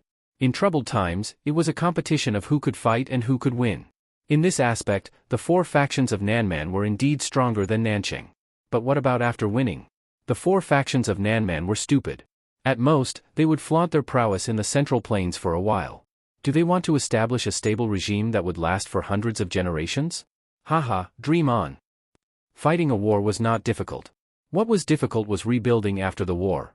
A race that only knows how to destroy but does not know how to preserve, create, and continue is destined to be unpresentable. Jiang Pingji sneered and said, "To put it bluntly, the wheel of fortune changes. Who can be sure that the people of Nanqing will not retaliate? According to the situation of the four factions of Nanman, they are not united internally. If they successfully retaliate, the only thing that awaits them is the annihilation of their race." Hearing this, Feng Zhen frowned and said, "Destroy the four factions of Nanman? According to the current situation of Nanqing, I think it is quite precarious. The people do not have a moment to rest and recuperate. The barbarians only need to raise their sword to kill, but the people need more than 10 years to give birth and raise their children. Before the Nanman tribe was annihilated, Nanqing would probably have been wiped out." Wei Xi said, "Not necessarily." Huh? Feng Zhen was surprised. Why? Feng Zhen did not know, but Wei Xi was clear that the Nanman tribe was indeed annihilated. How could he tell the truth? He could only play the role of a charlatan. The laws of nature are constant and orderly. Every drink and every peck, every cause and every effect, everything has its own destiny. The four factions of Nanman massacred no less than 300,000 people of Nanqing. Isn't it normal for the people of Nanqing to retaliate and destroy the barbarians? Wei Xi spouted nonsense with a straight face. The corner of Feng Zhen's mouth twitched. He scolded jokingly, "I'll be damned if I believe you. You can fool others with your lies, but do you think you can fool me?" Wei Xi smiled bitterly. The four factions of Nanman were indeed annihilated. There were a total of more than 638,000 people in the four factions. Regardless of whether they were men, women, the elderly, children, or babies waiting to be fed, almost no one survived. Chapter 604. My surname is En, and my first name is Chui. Although he was dressed in the uniform of a soldier, he still greeted her with grace. He was not impolite. I'm Lu Shi, Jiang Pingji replied, then asked, if I'm not wrong, brother and is from the south? And Cui recalled Jiang Pingji's conversation with Wei Si and the others when he arrived. He had already given up trying to hide it. He said with a haggard expression, yes, from Nanqing. Although Cui had never heard of Lu Shi's name when he was in Nanqing, how could he not have heard of him after escaping to the north of Dongqing? He had thought that Lu Shi would be a rather steady man from the old city, but now that he looked at him, he saw that he was actually a high-spirited youth. Even though his face was handsome, there was still a hint of androgynous immaturity about him. Looking at himself, Cui could only sigh ruefully. Cui, and Duoshi. Cui meant sorrow. The elders had given Cui the nickname Duoshi. It sounded tacky, but it was full of wishes. Unfortunately, Cui's life had completely changed since the day the 4 factions of Nanman attacked the capital. Wei Si sighed in his heart, it was indeed him. While Jiang Pingji and Cui were talking, Wei Si lowered his eyes without batting an eyelid. He secretly clenched his fists in his long sleeves, leaving behind a few white fingernail marks. Wei Si remembered that when he had met Cui in his last life, that person had still been a nameless nobody. In Cui's own words, he had toiled for more than 10 years. When would it end? The old country was no more, and his temples were covered in white. He had been running around, and before he knew it, he was already more than 40 years old. If there were no accidents, he would have lived more than half of his life, but he still wanted revenge on the 4 factions of Nanman. Cui and the 4 factions of Nanman did indeed have an unresolvable blood feud. Wei Si sat at the side with his eyes down, listening to their conversation. He was thinking about his own matters. After his rebirth, Wei Si had thought about his old master, but he knew that Cui was not a wise master for him. This person's desire for revenge was too strong. Especially after more than 10 years of wandering, his hatred for the 4 factions of Nanman had already penetrated deep into his bones. Revenge had already become his inner demon and obsession. Wei Si still remembered the scene when Cui gave the order to massacre the 4 factions of Nanman. As someone from the Central Plains, Wei Si did not have a good impression of the barbarians, but this did not mean that he could sit back and watch as Cui gave the order to massacre the entire tribe. However, one would know the outcome of Wei Si and Cui's dispute just by looking at the outcome. Wei Si lost. 630,000 barbarian civilians, regardless of their age or gender, were all slaughtered. Several rivers in Nanqing were clogged, and the river water was completely dyed red. Cui did not order the soldiers to stop. Wei Si was well aware of what they had done before the massacre and what the barbarians had experienced. After this dispute, Wei Si gradually drifted apart from him. What Wei Si wanted was a wise ruler who could unify the 9 prefectures, a saint who could save the common people from disaster, not a butcher who was blinded by hatred for his country and had also committed numerous crimes.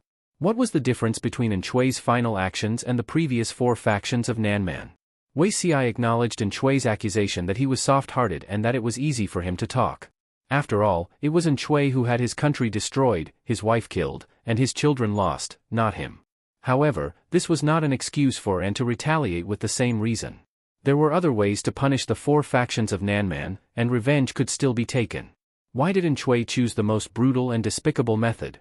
Wei Si understood Cui's desire for revenge, but he did not approve of Cui's actions. Cui had only raised his troops for revenge, and his vision was only for revenge. The fate of the common people had nothing to do with him. A person who gave up everything for revenge was not the wise ruler Wei Si was looking for. People of different principles could not work together. Therefore, Wei Si did not pay special attention to his old master after his rebirth. Fate made a fool of him. The two of them had met so many years earlier. Nanqing had only been destroyed for slightly more than a year, and Cui had only been wandering for a few months after escaping from his country. His face was still considered young, and there was a lingering sense of authority between his brows. He could barely maintain what little pride he had left, completely unlike him a decade later. At that time, although he was in his 40s, his hair and beard were all white, his face weathered, and his shoulders were hunched. He looked like a man in his 70s, but his eyes still had an unyielding sharpness. Fengzhen noticed Wei Si's strangeness and secretly tugged at his sleeve. "Why are you daydreaming?" Wei Si lowered his eyes and said, "It's probably because I didn't sleep well last night and am feeling sleepy." Fengzhen cleverly followed up on his words.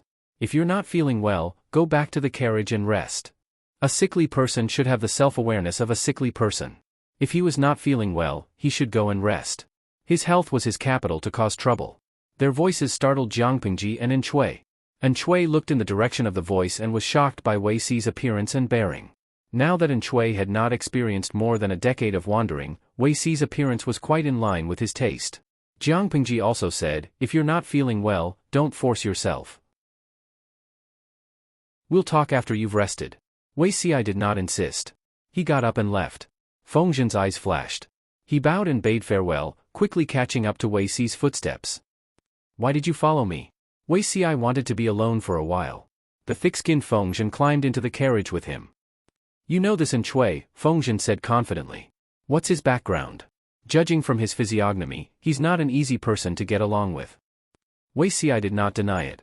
Instead, he said, Xueqi is from Xueqi County in the Jiang province of Nanqing Country. His father, grandfather, and great-grandfather have all been high-ranking officials for 3 consecutive generations. They can be considered a new aristocratic family in Nanqing Country. Xueqi himself is also very famous in Nanqing Country. His mother was the younger sister of the Nanqing king, and he also had some relations with the Nanqing king's royal family. The day Nanqing was destroyed, and Gui's entire family? Feng Zhen did not find it strange that Wei Si knew so much. This fellow had always been well informed. Only Xueqi managed to escape? Wei Si nodded. Yes. Xueqi should be 27 or 28 years old now. He was at the peak of his life. If the southern barbarians had not invaded, he would have been the winner in life. Unfortunately, Xueqi's parents died tragically, his wife couldn't bear the humiliation and committed suicide, and his daughter and son died without a complete corpse. Only he was left to drag out an ignoble existence. Putting himself in Xueqi's shoes, Wei Si could understand why Xueqi hated the southern barbarians so much. Understanding didn't mean he agreed.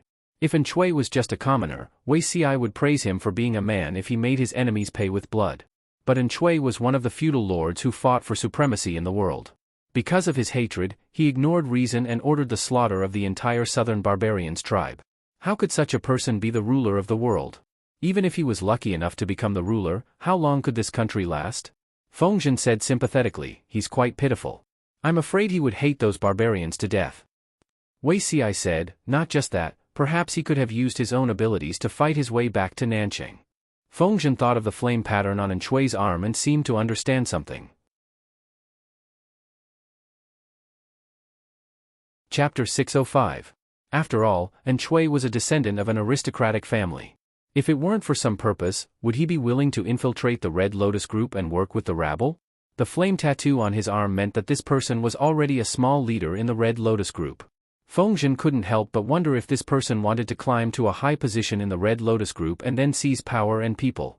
His suspicions weren't without reason. Wei Si also gave him an affirmative answer.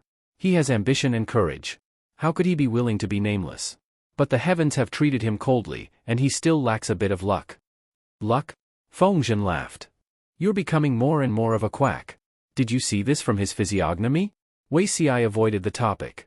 His luck is indeed bad. Wei Si was very familiar with the life of his former master.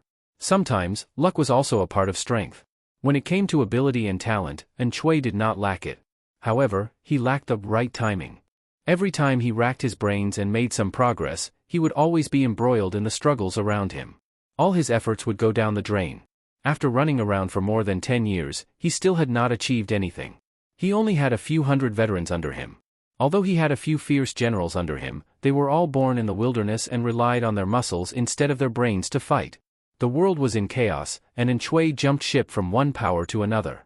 When he was middle-aged, 40 years old, he didn't have territory or manpower. It was truly miserable. In the end, he wandered to Zhongzhou and asked Wei Si for help. Even Wei Si had a headache when faced with Xueqi's impoverished family. To be honest, Wei Si had always paid attention to the situation in the world, but he had no intention of leaving because he felt that no one would dare use him. He was born on the 22nd day of the 8th lunar month in the year of Kuei. Who would dare use him when his birth date was displayed? Even if someone did use him, they would be on guard against him or just use him as a vase. Wei Si wouldn't be humiliated like that. Therefore, when Xueqi took the initiative to ask him to leave the mountain, the sharp-eyed Wei Si was quite surprised. But he was clear-minded and vaguely understood the ambition under Xueqi's old appearance. It was rumored that Wei Si was the reincarnation of the prime minister of the previous dynasty. That prime minister had assisted the founder of the Xia dynasty from insignificance to the position of the ruler of the world. Others took the initiative to invite him out of seclusion. Did they not want to imitate the founding father of the great Xia dynasty? This person was really bold to put a traitor who might betray his master and seize power in an important position. And Xueqi was determined to invite Wei Ci. Wei Ci rejected him a few times and was even left with no choice. And Xueqi came to visit him at the front door, but he snuck out of the back door. However, this was not a solution. Wei Ci was finally convinced by the other party after a round of sincere conversation. He thought that this person had the ambition of the common people in the world, and had the joy of meeting a wise master. Although Xueqi was somewhat stubborn, hatred was also a form of motivation. Xueqi was no longer young at that time. Wei Ci was also afraid that he was a hero in his twilight years and did not have the slightest desire to fight. Hatred in his heart gave him motivation. Wei Ci had painstakingly planned for Xueqi, created publicity, recruited talents, managed internal government affairs, trained troops on the outside, schemed against other forces, formed alliances, or nibbled away at Xueqi's territory. Wei Ci had worked slowly and steadily to help Xueqi, going from having no territory to occupying half of Nanqing's territory. Jiang Pingji exploited her employees and did not pay them their wages. After the incident, she knew to use the title deed of a mansion worth 1 copper coin to appease them and create various benefits. Disregarding everything else, Yang Si was still able to fatten up in the winter even when he was busy with government affairs. It was evident how good his meals and treatment were. However, when Wei Ci helped Xueqi, he was really helping him.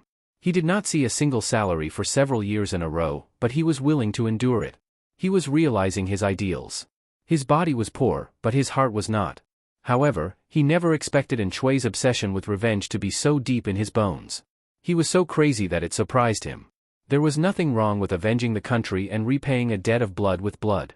However, Wei Ci hoped to integrate the 4 factions of Nanman. It could not be seen in 1 or 2 generations, but after 3 or 4 generations, they would forget their ancestors, civilization, language, and customs and completely integrate into the Central Plains. The people of the 4 factions of Nanman were also people. Only with a large population would the country be strong. At that time, the competition for supremacy in the world would be extremely intense. More than 10 feudal vassals would divide up the territory of the original 5 countries, and they would still be at war with each other. Wei Ci wanted to take advantage of the time when they were fighting fiercely to stabilize the rear, recuperate, and develop himself silently. He felt that he would not be able to see the world being unified in his lifetime, so he wanted to lay a good foundation for his descendants to realize. In the end, Xueqi used military force and waged war against the 4 factions of Nanman for years. He was determined to destroy Nanman, and countless people and soldiers died or were injured. In the end, he did destroy the 4 factions of Nanman. Whether they were innocent or not, Nanman still became history, but how many people and soldiers died in the process? Not only did so many people die, but Wei Ci's years of hard work was also wasted. Honestly speaking, if Xueqi had not fought against the south several times and wasted too much military, material, and manpower, Jiang Pingji would not have been able to annex Xueqi's power so quickly. Fortunately, Jiang Pingji did not have the habit of killing prisoners of war or massacring cities. Otherwise, more people would have died indirectly because of Xueqi. To put it bluntly, if Xueqi could become the victor, he would slaughter his clan for revenge and destroy the barbarians. The history books of later generations would praise him as a mighty lord. In the end, he wanted revenge but still dragged his own people and people to hell. Such a person was not a mighty lord, but a tyrant. Even though many years had passed, Wei Ci was still angry when he thought of that history. Fengzhen thought far ahead. He asked Wei Ci, if this person wanted to stab the Red Lotus group in the back, wouldn't that suit my lord's intentions? Wei Ci was silent for a moment, then asked, aren't you afraid of nurturing a tiger and causing trouble? Fengzhen really liked to court death. Helping Xueqi to deal with the Red Lotus group was a great idea. This fellow even laughed and said, how can Xueqi be considered a tiger? If we use him well, we can use the opportunity to let him restrain the forces in Nanqing. There were no eternal enemies in the world. There were only friends with similar interests and enemies with opposing interests. Wei Ci sighed. Xueqi was indeed a tiger, and a big one at that. Once he met the right person, he could soar to the skies. Don't let your guard down. A dam of 1,000 miles can be destroyed by an ant's nest, let alone a living person. Fengzhen said indifferently, you're just too cautious. Xueqi is just a stray dog now. Moreover, we don't know if this Xueqi can be supported by a wall. Observe him in secret. If it's feasible, we can manipulate him. Wei Ci's expression changed when he heard that. After a while, Wei Ci sighed and said, indeed, I'm thinking too much. He clearly didn't want to be affected by the memories of his past life, but when he considered things, he couldn't help but be dragged into the ditch. The situation now was different from his past life. In his past life, Xueqi was powerful and prosperous. His lord, Jiangpingji, was the object of ridicule. A woman vainly trying to get her hands on the 9 tripod cauldrons. How laughable was that? He was so poor that the people under him had more muscles than brains. Although he was capable in war, he was weak in internal affairs. Without a stable rear, how could he expand outward? However, within a few years, Xueqi, along with a small part of Nanqing, had been swallowed up by this person. Times had changed. Now, Jiangpingji was strong, and Xueqi was alone. Chapter 606. What does the Lord think of Xueqi? Xueqi asked Jiangpingji in private. He wanted to hear her evaluation of Xueqi so that he could carry out the next step of the plan. Jiangpingji looked at the burning bonfire. She rested her elbows on her knees and rested her cheeks on her palms. And? What special opinion can I have of him? If I have to say, this person is very vengeful. I don't like him very much. Jiangpingji clicked her tongue and said, he's not on the same path as us. He's ambitious. Are you trying to rope him in? Xueqi almost choked on her speculation. He hurriedly said, no, I just want to hear the Lord's evaluation of this person. Jiangpingji snorted with the tip of her nose. I didn't expect Zixiao to be so curious. As for Andy, I don't like him very much. He doesn't reflect on himself and doesn't learn from his mistakes. If he is unlucky, he will be like this for the rest of his life. Xueqi was surprised. My lord said that. And Xueqi did not reflect on his mistakes and did not think about his lessons? She said, just now, I got a rough understanding of this person's background from him. Speaking of which, he could be considered half a member of the royal family. Ever since their grandfather's generation, the Yin family had risen to glory, enjoying all the riches and honor in the world. And Xueqi was even a young master who lived a lavish life. For the first half of his life, he lived in a honeypot. The 4 factions of Nanman invaded and plundered, destroyed his home and family, and seized his country. He had reason to be angry and take revenge. Xueqi listened attentively. He knew very well that his lord's way of thinking was very different from ordinary people. She could always come up with fresh ideas. As expected, Jiangpingji changed the topic. She said, but Zixiao, I don't think there's anything wrong with the 4 factions of Nanman attacking Nanqing. Xueqi's expression stiffened. He did not expect his lord to say this. Jiangpingji raised her hand to stop him. She said in detail, and Xueqi intended to take revenge on the 4 factions of Nanman because of the hatred between his country and his family. Can't the 4 factions of Nanman take revenge on Nanqing for the sake of their homeland and family? Think carefully about what the 4 factions of Nanman have done all along the way to invade, rape and pillage, brutally killing women and children, beheading men who are taller than the shaft of a carriage, not having enough military rations, using human flesh as food. All kinds of crimes are too numerous to list. They were berserkers through and through, brutal and brutal. But does Zixiao know what Nanqing did to the 4 factions of Nanman? Xueqi was well read. The books he had read in his previous and current lives were as vast as the sea.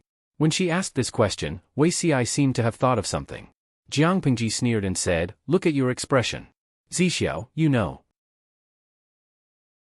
During the period of the Great Xia dynasty, the 4 tribes of Nanman submitted to the Great Xia dynasty. They paid tribute every year and called themselves subjects. The Central Plains and the barbarians lived in harmony.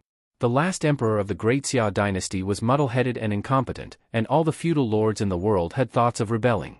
When Nanqing country was first established, the country was not stable. Many of the southern barbarians were captured to be slaves and soldiers.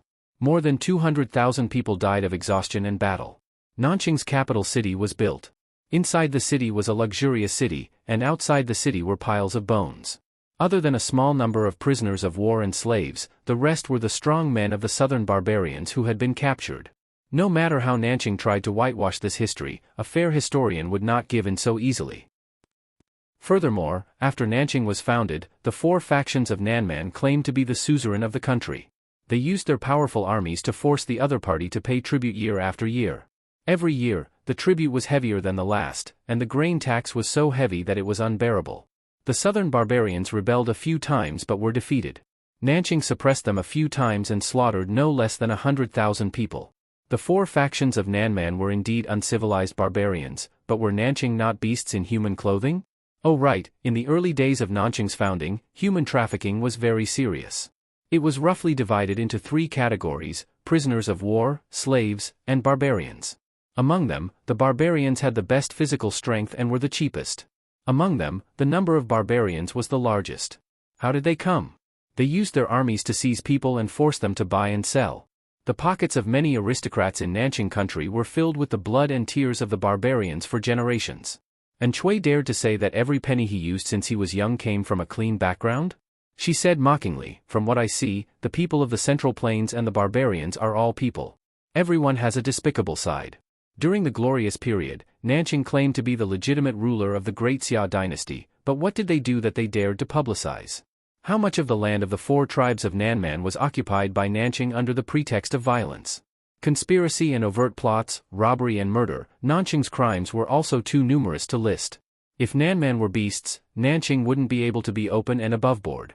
The difference between the two is that Nanman wrote savagery and cruelty on their faces, while Nanqing wore a layer of pretentiousness. After saying this, Jiang Pingji softened her tone. She said, "Do you know why I don't like Xueqi? It's not that I think it's wrong for him to take revenge. In fact, I also like to take revenge with hatred and revenge with hatred. Hatred for one's country makes one want to eat the enemy's flesh and blood. But Xueqi is a noble, not a commoner. The more rights he enjoys, the more responsibilities he should bear. His hatred comes from Nanman destroying his family, country, and status, causing him to fall from a favored son of heaven to a stray dog. It's not for the people who are still in the enemy's hands. At a time like this, he still wants to use the people's flesh and blood to take revenge? Shouldn't he think of ways to protect the people, stabilize the situation, and then chase the 4 factions of Nanman out? To put it bluntly, Xueqi was too selfish. Jiang Pingji didn't like him. Everyone had selfishness, and she had it too. She understood Xueqi's feelings, but she couldn't agree with him. When Wei Xi heard this, he was stunned on the spot for a while. Jiang Pingji thought that Wei Xi had suffered a huge blow, so she added, "Now the people of Nanqing are meat on the chopping block. We can't let the people of today wait helplessly to be trampled on by Nanman just because of the hatred from a few generations ago. I just feel that Xueqi hasn't reflected on the grudge between Nanman and Nanqing. According to his character, if he really succeeds in taking revenge, the 4 factions of Nanman won't be far from being annihilated." It was impossible to completely annihilate the tribe. There would always be fish that slipped through the net and escaped. Life was full of ups and downs. Who knew if the descendants of the fish that slipped through the net would stir up an even bigger wave? Wei Xi said, "My lord's way of thinking is different, and it has enlightened me." Jiang Pingji secretly rolled her eyes and asked bluntly, "Zixiao, what's your motive for suddenly asking me about Xueqi?" Wei Xi was originally hesitant about whether he should let the tiger return to the mountains, but now he was calm. "Previously, Zixue and I talked about something, and I think it's feasible." Wei Xi said, "Xueqi wants to borrow the troops of the Red Lotus Group, and my lord wants to take back Qingde County, which the Red Lotus Group is entrenched in. Why don't we have a win-win situation? We can let him coordinate with us, and the 2 of us can work together." There were Shangyang County, Fenyi County, and Qingde County in Wanzhou. Shangyang County was in the bag, and Fenyi County was thriving. If they could have the help of an insider, the difficulty of taking down Qingde County would be greatly reduced. Jiang Pingji was a little tempted by his words. "But, the Red Lotus Group has a lot of manpower. Are you letting me take advantage of Xueqi?" After the Red Lotus Group was defeated, the people that were captured would all be hers. Why should she let Xueqi, who was alone, take advantage of them? Chapter 607. After hearing Wei Xi's opinion, Jiang Pingji looked as if she had discovered a new continent. She said, "I thought Zixiao was the most virtuous. I didn't expect him to have such a sinister side." That was true. Which strategist didn't end up black after being split open? You're right. The Red Lotus Group is different from the Xingyi army. The former bewitches the ignorant people with groundless doctrines. Their thoughts are stubborn and hard to eradicate. If they spread such a cult in private and affect the people under their rule, it won't be good. It's not bad to throw it out and make use of it. Wei Xi sighed. He knew that she was teasing and joking. If she said it to someone unfamiliar, they would think she was being sarcastic. "As long as my lord doesn't mind," Wei Xi said. Jiang Pingji rested her chin on her hand and fiddled with the bonfire, making it burn brighter. "Yes, I don't mind. I quite like it." It was a perfectly normal conversation, but Wei Xi had the urge to warm up. Not far away, Fengzhen inexplicably felt like he had been stuffed with a mouthful of dog food. "TSK. Looks like I don't have to be nosy." Fengzhen shrugged his shoulders. As a sickly man who had taken too much hanshi powder, he really hated winter and summer. He climbed back into the carriage and blocked it tightly. Only then did he feel at ease and warm himself with the hot water. After a night of wind and snow, the soldiers had already boiled water, soaked dried meat, and cooked millet porridge to tide them over for the morning. Jiang Pengji asked the soldiers to inform Xueqi to come over for breakfast. The conditions are simple. Brother-in, make do with it. If there's a chance in the future, I'll treat you. Jiang Pengji spoke boldly and politely. And Xueqi was not someone who didn't know what was good for him, so he hurriedly made small talk and agreed. Dried meat, broth, and porridge. The food was indeed simple, but considering the current conditions, it was considered extremely generous. To add flavor, some spices were added to the broth. It smelled very fragrant. The streaming room opened at a fixed time. The audience, who had been waiting for a long time, rushed in. Some said hello and some said hello. Because the streaming room's upper limit was set at 150,000 people, plus its reputation was known by everyone, it made every seat very difficult to get. Whoever managed to get a seat would definitely show it off on Weibo or WeChat moments. As soon as the audience came in, their sharp eyes noticed that in addition to the streamer, Beauty Ci, and Fengzhen, there was also a stranger. Duan Wuji eating zongzi, eh? Who was this person? How could he be qualified to have breakfast with the host? Children's Day snacks, I don't know. I don't think he's appeared before. Do any ancient gods know who this guy is? Fried mushroom, I don't know him either. He probably appeared after the live stream closed last night? Wait a minute, yesterday it was mentioned that the soldiers found a guy who had fainted on the side of the road and was almost covered in snow. The host sent people to save him. Maybe it was him? Yongyong 18-year-old, maybe. If he's really the person who was saved yesterday, he must have some background or ability. The livestream screen was filled with discussions about Xueqi.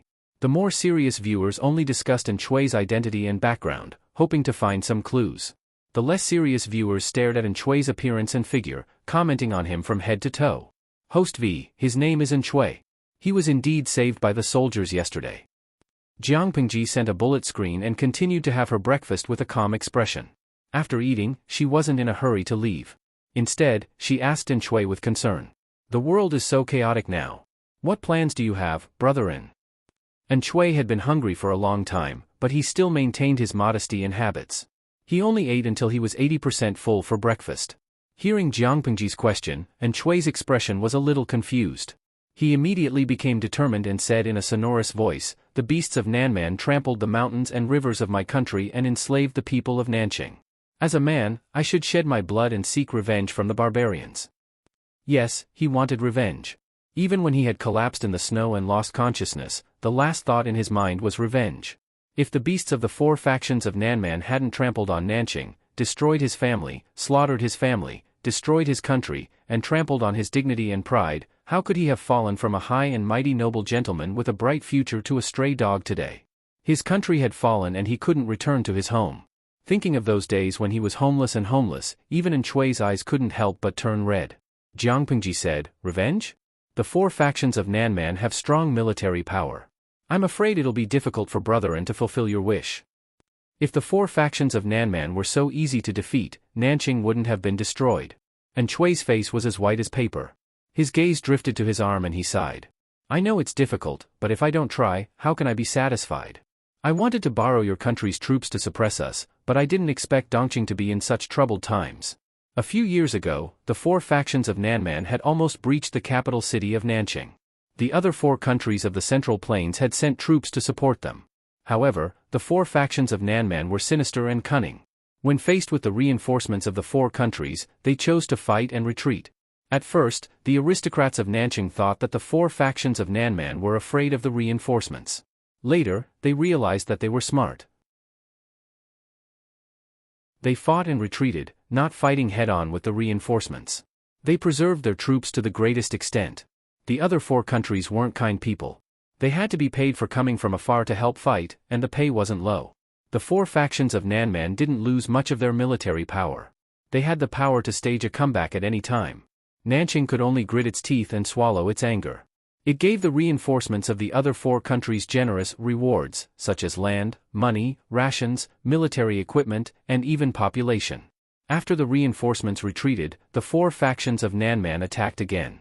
Some aristocrats and relatives of the royal family in the country betrayed information and military intelligence for their own interests. This made the destruction of Nanqing a foregone conclusion. And Shui had wanted to borrow troops from Dongqing, but he didn't expect Dongqing to be in a difficult situation. Jiang Pingji pretended to suggest to him, "Why don't you try going to Zhongzhou?" And Shui laughed bitterly. He had escaped to Dongqing by a narrow escape and faced the threat of death several times. Now that he had to go to Zhongzhou, he didn't know if he would survive. "To tell you the truth, I tried my best to sneak into the Red Lotus group with my own intentions." And Shui heaved a long sigh of relief. There was a look of determination between his brows. The Red Lotus group bewitches the people with their teachings. Now, they have gathered tens of thousands of members. Not only in the north of Dongqing, but they also go to other places to spread their teachings and trick the people into joining. They seem similar to Buddhism and Taoism, but in reality, they are no different from a cult. Jiang Pingji raised her brows discreetly. She had just been thinking about how to cooperate with Shui, but he had come up to her himself. He said all this to pave the way for his next goal. Jiang Pingji took the opportunity to reveal a worried expression. She said, "The Red Lotus group is indeed a malignant tumor.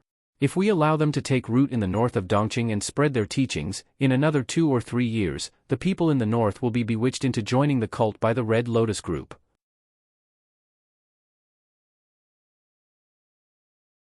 Chapter 608. Both of them clearly had the intention to cooperate, but they still tried to trick each other.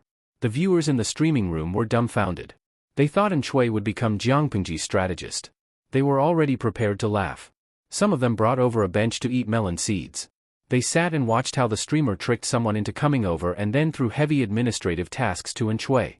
Casserole mutton chop with noodles, haha, I love watching the streamer trick people. Thinking about how Fengzhen used to have a cheap mouth, the streamer forced him to quit eating hanchi powder in order to exploit him. I went to find out what withdrawal symptoms were, and then my heart ached for him.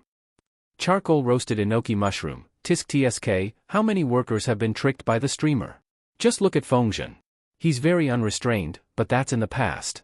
Now he has to tremble with fear when he drinks every day, afraid that a pair of eyes is staring at him from a corner. How pitiful. Sprite and cola, I'm betting on a cucumber. Guess how many rounds the streamer will need to take down Shui? Ippon tofu, I'm not betting.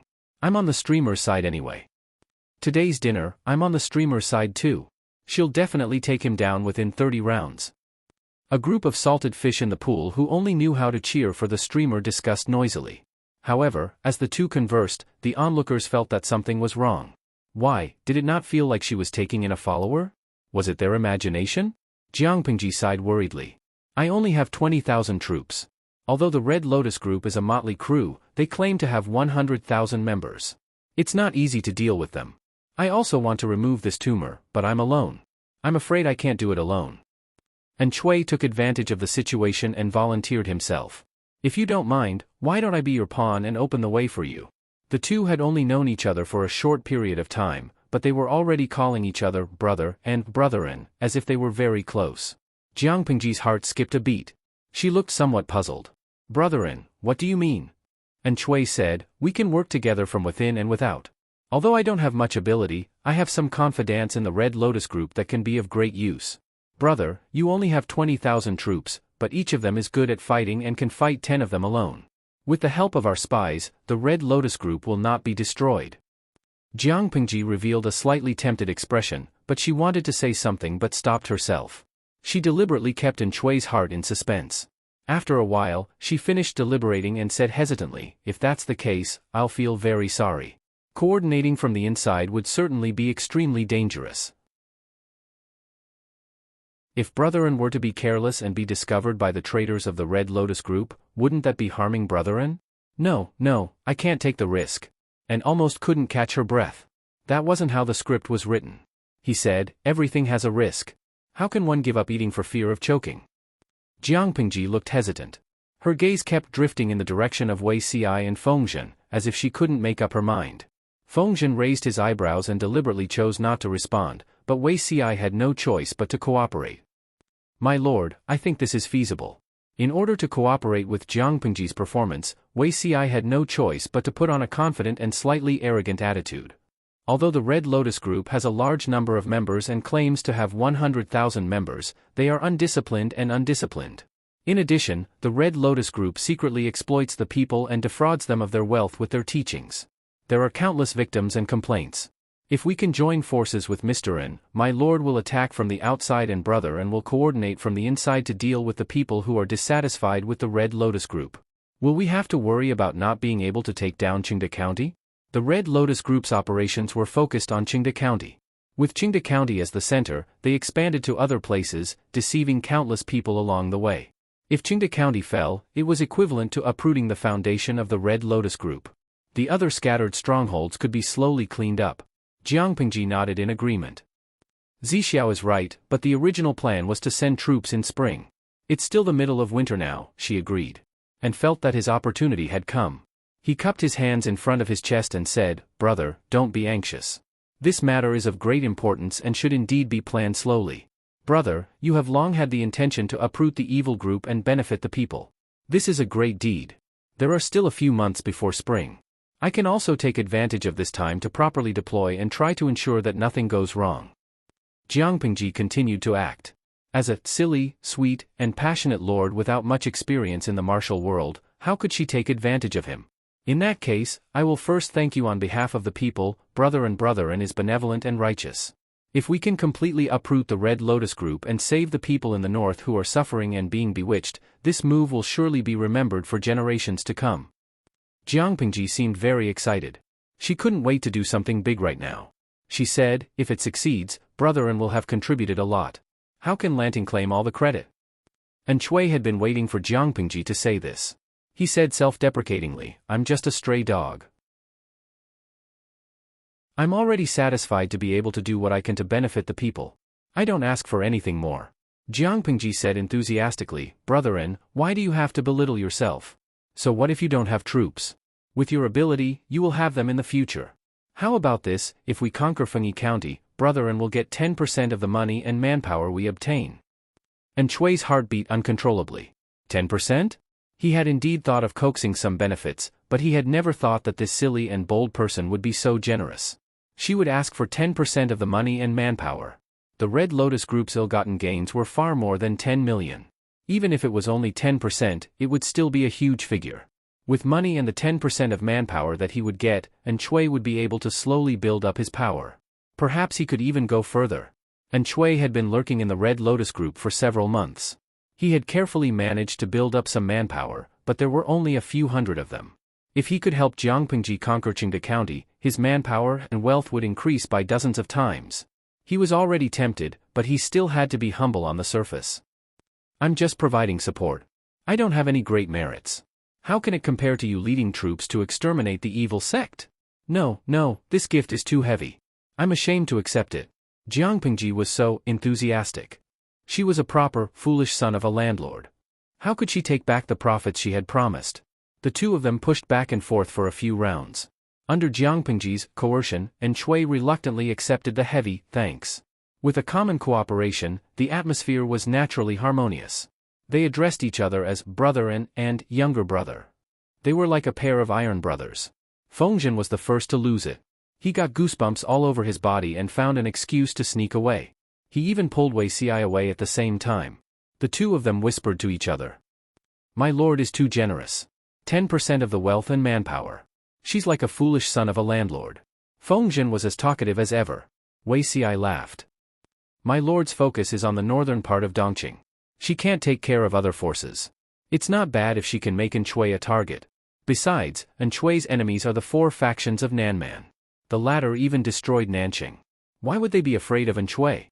Even in his previous life, Cui had to squander years of Wei Ci's painstaking efforts. Coupled with the locust plague in the Nanqing tribe, he was lucky to win. The 4 factions of Nanman were still at their peak. If Cui wanted revenge, it would be like throwing an egg against a rock. Wei Ci continued. "You don't know how big of a hidden danger the diehard members of the Red Lotus Group are. None of them can be left alive." Even without Cui, Wei Ci wanted to privately suggest to Jiang Pingji to slaughter all the higher-ups of the Red Lotus Group.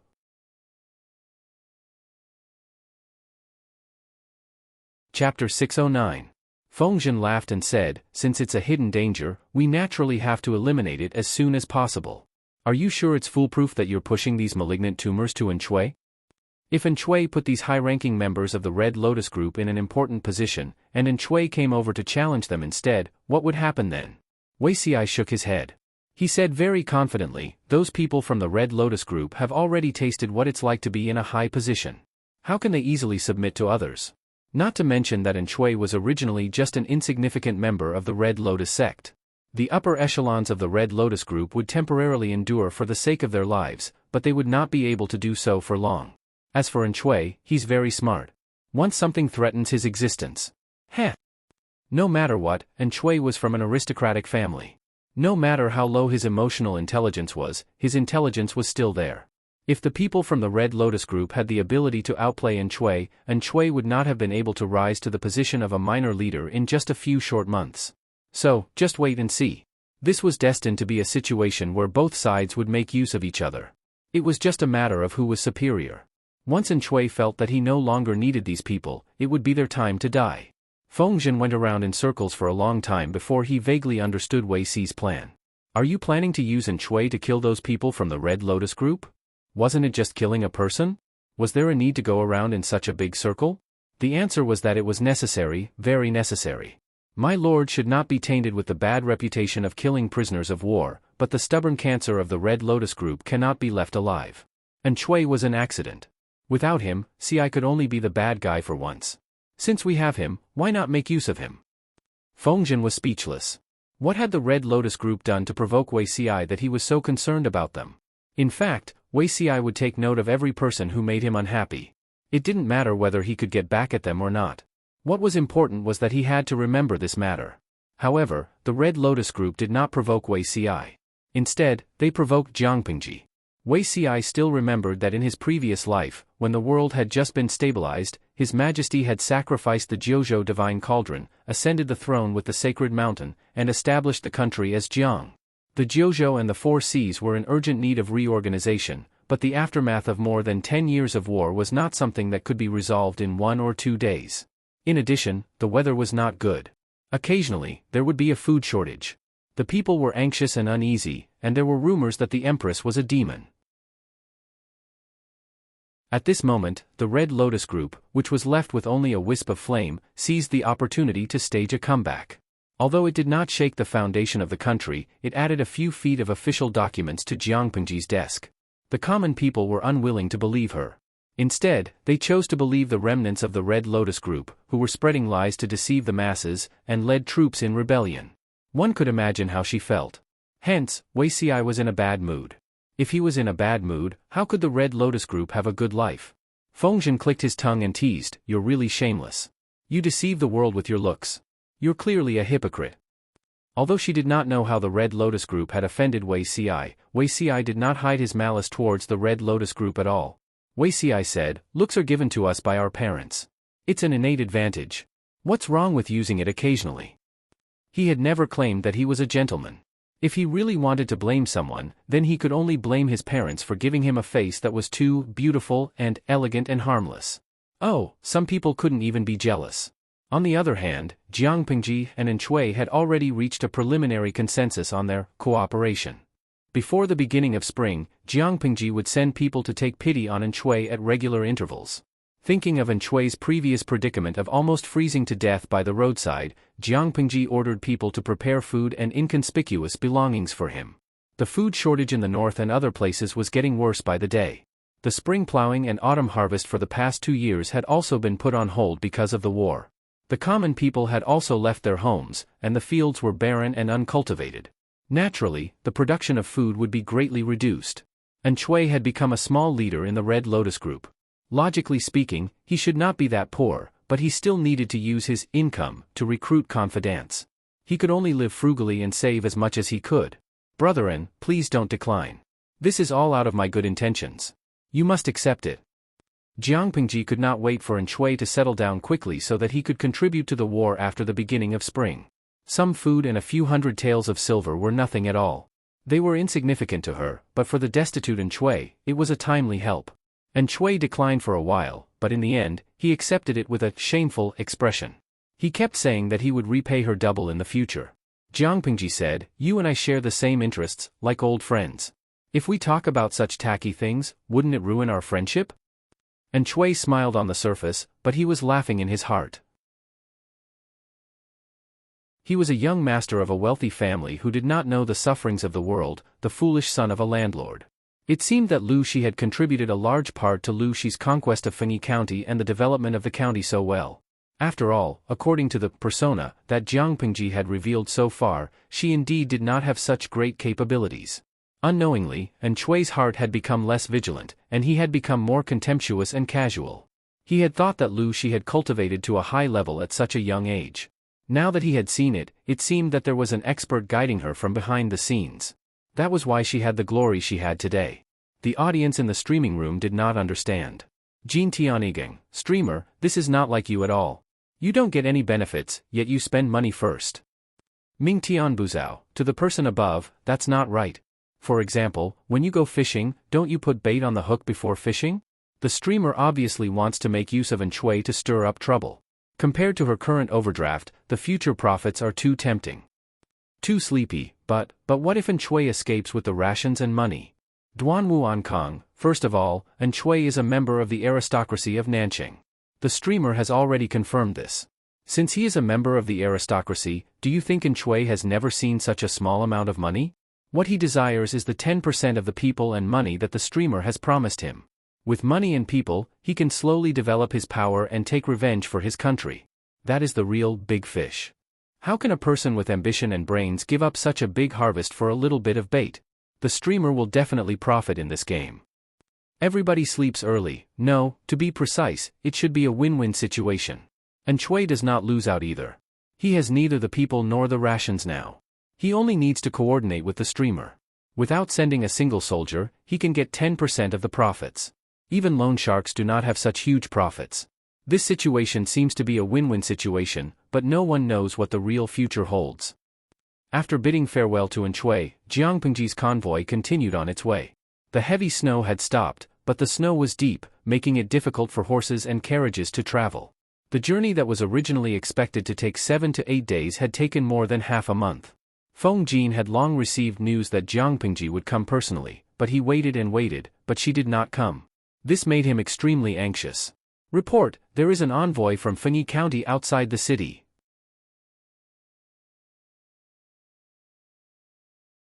Chapter 610. When the servant reported, Feng Gue was playing chess with his father, Feng Ren. When he heard the news, he couldn't help but raise his head to look at Feng Ren.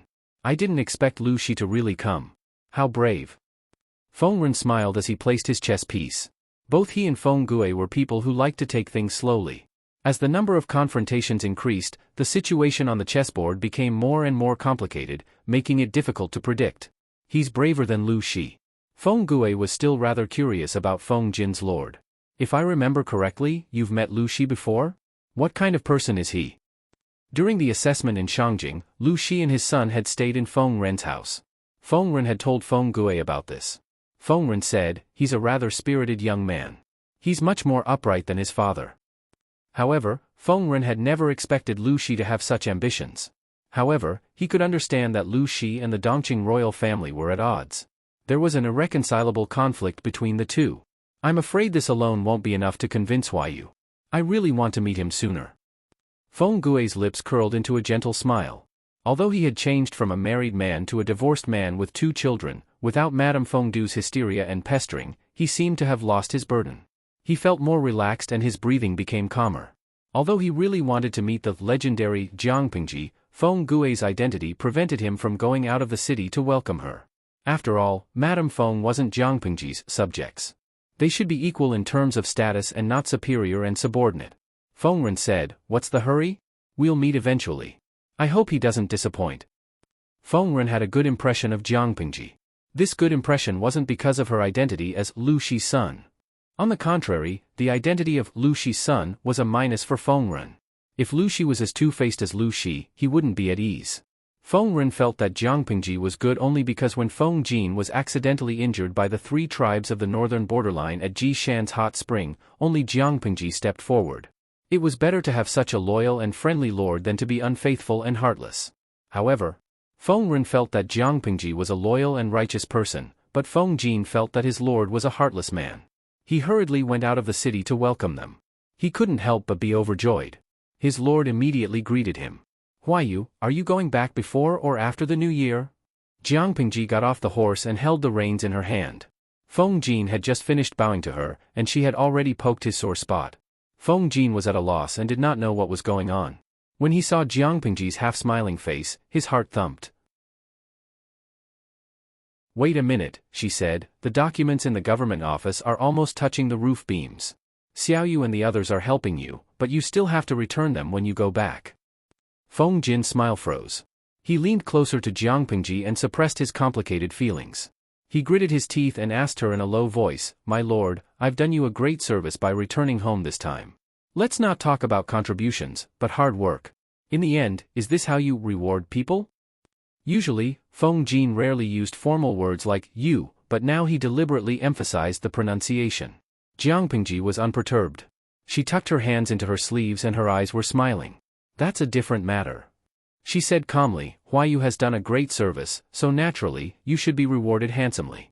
But it's also true that you deliberately slacked off and delayed your return in Shangyang County. As a lord, you must be clear about rewards and punishments. You can't slack off. Only when there are rewards and punishments can people be convinced. Feng Jin's expression was like a pallet that had been overturned. He relied on his strong willpower not to kill his lord. Wei Xiai had an expression that said, I didn't see anything. On the other hand, Feng Jin was mercilessly watching the show with a smile.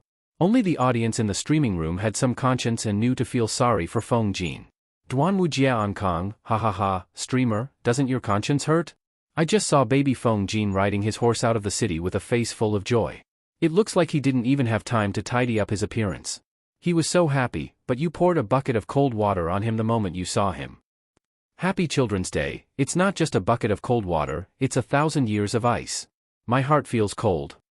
Mingtian Yufenwei, before seeing the streamer, baby Feng Jin's mood must have been, I really want to see my lord.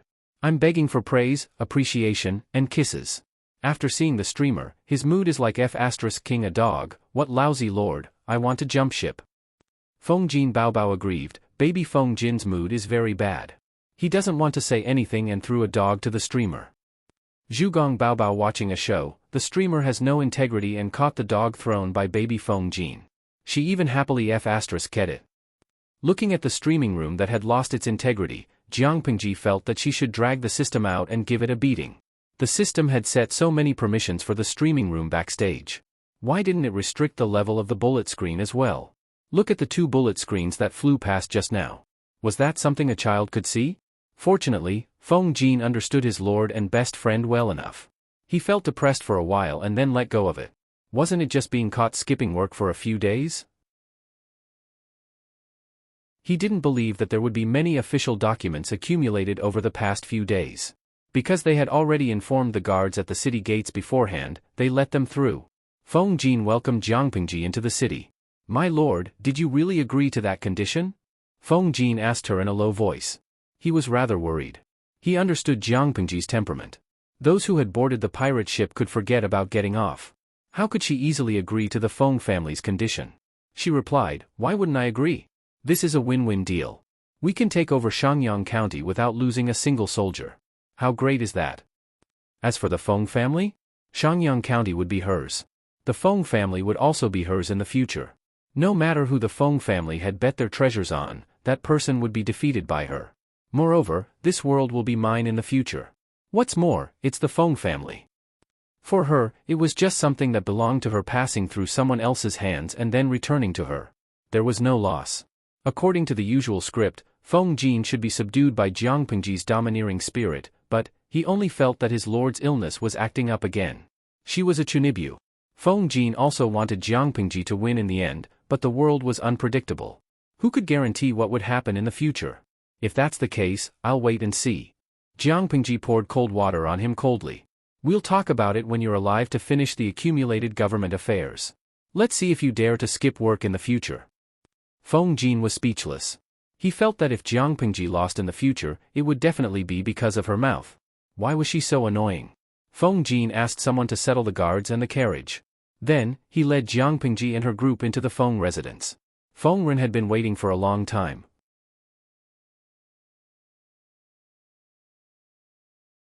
Chapter 611. Jiang Pingji had seen Feng Ren before. A few years had passed, but the retired Feng Ren looked younger and more spirited than before. Because Feng Jin had already discussed the matter beforehand, they were almost done. All that was left was for Jiang Pingji to agree, and the ownership of Shangyang County would be transferred. It could be said that from the moment she stepped into the Feng residence, Shangyang County already belonged to her. Feng Ren was still as elegant and humorous as before. He and Jiang Pingji did not engage in bureaucratic jargon. Instead, he asked about Lu Shi's recent situation. Looking at the content of their conversation, it did not seem like they were discussing the ownership of Shangyang County. It was more like a casual conversation between an elder and a junior. The atmosphere was exceptionally harmonious. There was not a hint of anger. Feng Ren sighed with emotion. Lu Shi is not a good person, but he has raised a good son. He and Lu Shi were friends of gentlemen. The two were often compared. He was slightly better than Feng Ren, but he did not expect his children and grandchildren to lose. Lu Shi only had one son, but this one son was more promising than all three of his sons. Jiang Pingji had personally come to Shangyang County from Fenyi County. This was enough to show her sincerity. Feng Ren was not someone who would push his luck. She had already agreed to the most important condition. The other conditions were just icing on the cake. To the Feng family, they were not essential. Therefore, Feng Ren did not make things difficult for Jiang Pingji. Instead, he expressed his goodwill. The atmosphere was very harmonious. When the sincere conversation ended, Feng Ren ordered Feng Gue to personally send her off. On the way, Feng Gue secretly observed Jiang Pingji and invited her. Today, the residence plans to invite the chief of Shangyang County. I wonder if Lanting would like to attend the banquet? Jiang Pingji perked up. She knew the main course had arrived. She said, "It is my honor to be invited by the residents." Although the Feng family could decide the ownership of Shangyang County, they still had to inform the chief of the decision. Feng Gue was Feng Jin's elder brother. Jiang Pingji had to give him face. Therefore, when Feng Gue tried to probe her, she did not mind and responded smoothly. Seeing this, Feng Gue was secretly satisfied. After the banquet, Feng Ren asked him about his impression of Jiang Pingji. Feng Gue replied, "This person is quite talented. Why you did not choose the wrong person?" No matter what he asked, Jiang Pingji always had her own understanding. Although it was a little unconventional, it was not without basis. Even someone as conservative and inflexible as Feng Gue could not help but agree with Jiang Pingji's opinion. What made him even happier was that Jiang Pingji already had a rather comprehensive plan for the future cultivation and recuperation of Shangyang County. If she followed her plan, Shangyang County would be able to walk out of the haze of war in less than a year and a half. She was indeed a talented person. Before the conversation, Feng Gue had thought that Jiang Pingji was young and impulsive. After a long discussion, he gave up on the idea. Although Lu Shi is young, he is extremely shrewd. His words and actions are quite graceful. I've tested him several times.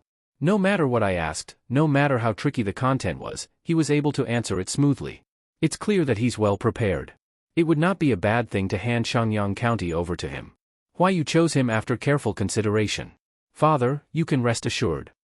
Feng Ren said, "I'm not worried about Lu Shi. I'm worried about Lu Shi." Feng Gue did not understand. Lu Shi had an extremely good reputation in Dongqing. If not for the secret suppression of the royal family, he would have long been a renowned scholar. Feng Ren sighed. You don't know, Lu Shi is very black-hearted. He's willing to hide behind the scenes and let his son, Lu Shi, work hard in the outside world. This is beyond my expectations. I'm afraid that this pair of father and son will not be able to withstand the test of power. One day, they will fall out and become enemies. Feng Ren was shocked. That can't be, right? If Lu Shi is really ambitious, he can do it himself. There are many people who are willing to surrender. Lu Shi was not Lu Shi. The former had everything he wanted, while the latter had yet to grow up. When the two were put together, even a fool would know which was more attractive. If Lu Shi was ambitious and he was willing to stand up, perhaps half of the north would already be in Lu Shi's hands. His father's evaluation of Lu Shi had always been very positive. Why was he suddenly so worried today? I hope I'm overthinking, but this Lu Shi, it's really hard to say. At this point, Feng Ren suddenly paused. He sighed and did not continue. On the other side, Feng Jin thought of Jiang Pingji's illegitimate brother. He mentioned it to her so that she would not make a wedding dress for others in the future. Lanting, it's not that I want to sow discord between you and uncle, but in the eyes of the world, you are a woman after all. You can't inherit the family business. Uncle Lu is obedient to you now, but it doesn't mean that he won't feel empty in the future. He will remarry or put his illegitimate son in an important position. Although he is only an illegitimate son, he is still a son who can continue the family line. He can carry on the family line for the Lu family. Feng Jin and Jiang Pingji talked in secret. They did not address her as Lord, but called her by her courtesy name. Jiang Pingji was silent for a moment. She said, "I've thought about what you said." Huh? Feng Jin was surprised. His lord had already thought about this? Jiang Pingji's expression became thought-provoking. He did not know if it was an illusion, but her face seemed to be covered with a layer of shadow. "Huayu, I plan to find an opportunity to reveal my identity," she said. Feng Jin's mind was blown by the news. "You want to reveal your identity? Why?" Jiang Pingji said, "To prevent others from taking advantage of me, I can't hide it forever. According to what you said, the illegitimate son is still a son. I have to guard against him. If I use my identity as a woman to stabilize everything, he won't have a chance to fight for it." Somehow, Feng Jin felt that Jiang Pingji's words had a deeper meaning, but he could not decipher it for the time being. "All right, but you must find a suitable opportunity. Don't act rashly." Feng Jin frowned. He felt that it was good for Jiang Pingji to reveal her identity so that she would not tremble in fear in the future. However, he did not know if others could accept it. "I know." Jiang Pingji looked down to hide the light in her eyes. Lu Shi had an illegitimate daughter in his backyard, Lu Huan. She was the illegitimate daughter of Wang Huiyun and Prince Changshu.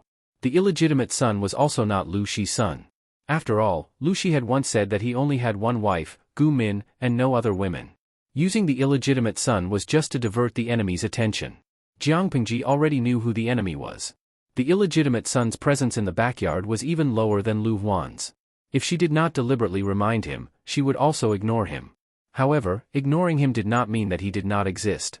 The outside world still thought that he was Lu Shi's illegitimate son, including the illegitimate son himself. Although he was an illegitimate son, he could inherit the family business if there were no other brothers. Jiang Pingji smiled coldly. According to Lu Shi's petty nature, he could adopt the daughter of his enemy, Wang Huiyun, as an illegitimate daughter. Who knew what this illegitimate son's background was? She already had a rough deduction in her heart. She only needed to verify it with his father-in-law, Wei Yuan.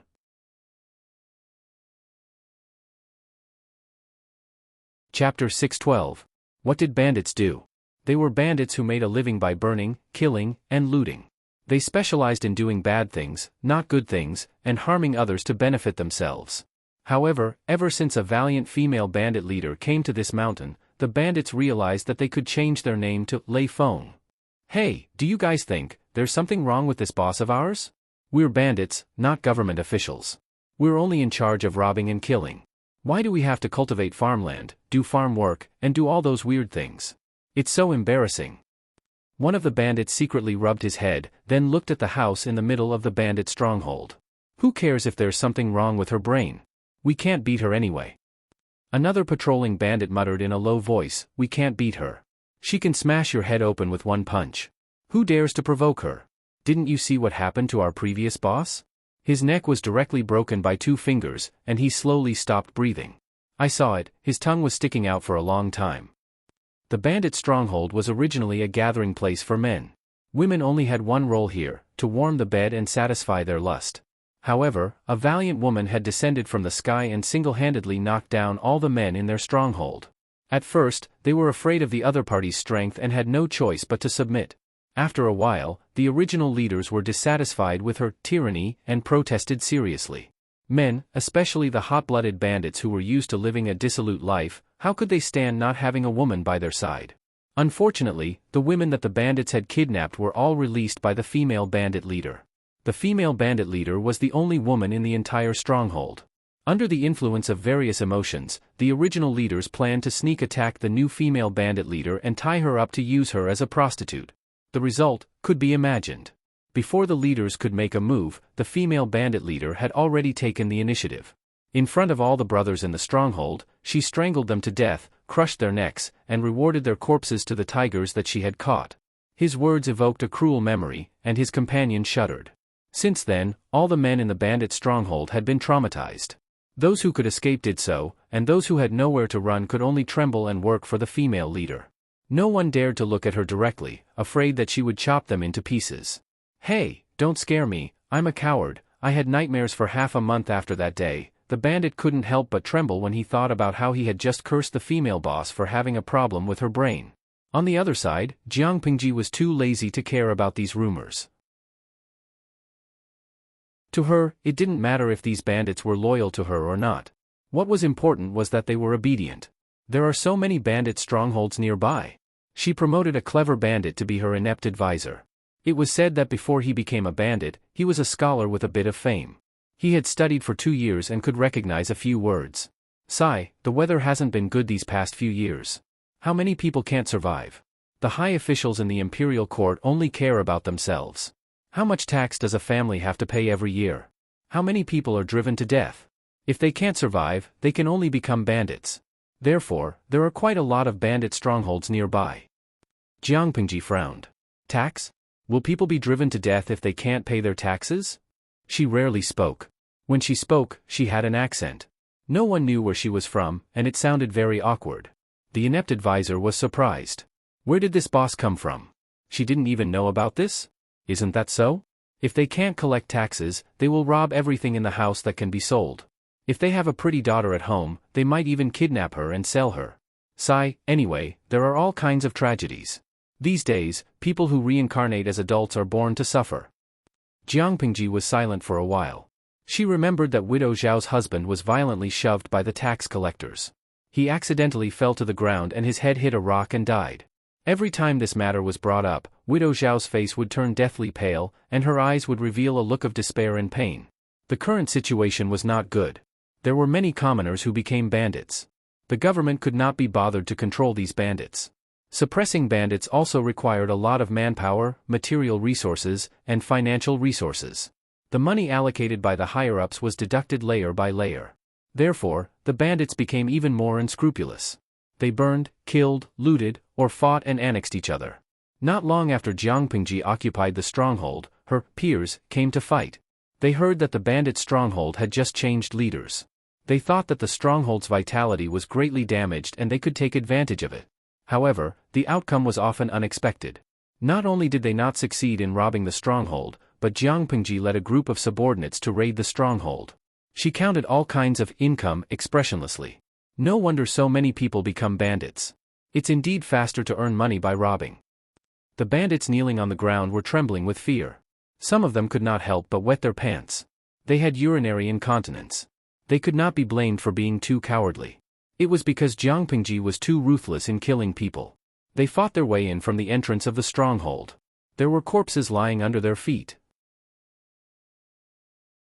When they got up, they looked like ferocious ghosts who had crawled out of hell. Bandits were braver than ordinary people, but to put it bluntly, they were still mortals. How could they withstand the oppression of her aura? For others, aura was something that was accumulated over a long period of time. For Jiang Pingji, the oppression of her spiritual realm forcibly imprinted the slave mark in people's minds so that they would not have the slightest desire to resist when facing her. With the financial income, this time, Jiang Pingji increasingly liked to find trouble. On one hand, she increased the extra income of the stronghold, and on the other hand, she expanded the territory and manpower. Gradually, Jiang Pingji became a famous bandit in Hejian County. Some of the bandit strongholds did not need her to fight for them. They took the initiative to come to her. In just half a year, the population of the stronghold had increased from a few dozen to 4,000 or 5,000. It directly alarmed the Hejian County chief. The Hejian County chief was trembling with fear. He was afraid that Jiang Pingji was going to cause trouble. But Jiang Pingji was not that bored. Instead, she restrained her subordinates and set several strict rules. If anyone violated them, they would be directly chopped up and fed to the tigers. However, if the bandits did not have the gray income, how would the 4,000 or 5,000 people survive? Of course, there was. Jiang Pingji ordered people to reclaim the wasteland and rely on themselves. At the same time, she selected bandits with better physique and specifically trained them in martial arts. She asked them to escort the merchant teams that traveled from south to north for a certain escort fee. Now that the world was in chaos, business was not so easy to do. The merchant teams were often robbed by bandits. If it was light, they would lose their money. If it was heavy, they would lose their lives. Once they encountered one, they would lose all their hard-earned money. It was the first time for many merchants to hear that bandits did not rob or kill people. Instead, they became escorts. Speaking of which, were they really not embezzling? Because there was no competition in the same industry, it was relatively easy for them to accept business. They directly guarded the main road and put on a posture of one man guarding the pass against 10,000 people. They forcefully blackmailed and accepted the escort business. So, were the merchants willing to pay a little money to hire them as escorts, or were they waiting to be robbed? You're tuning into the Heartfelt Tales YouTube channel. We're so grateful for your support, and don't forget to subscribe to join us on this incredible journey through captivating stories. Your generosity through donations truly makes a world of difference, as it's the primary source of revenue that allows me to expand and enhance this channel for you. Thank you from the bottom of my heart for being a part of this adventure.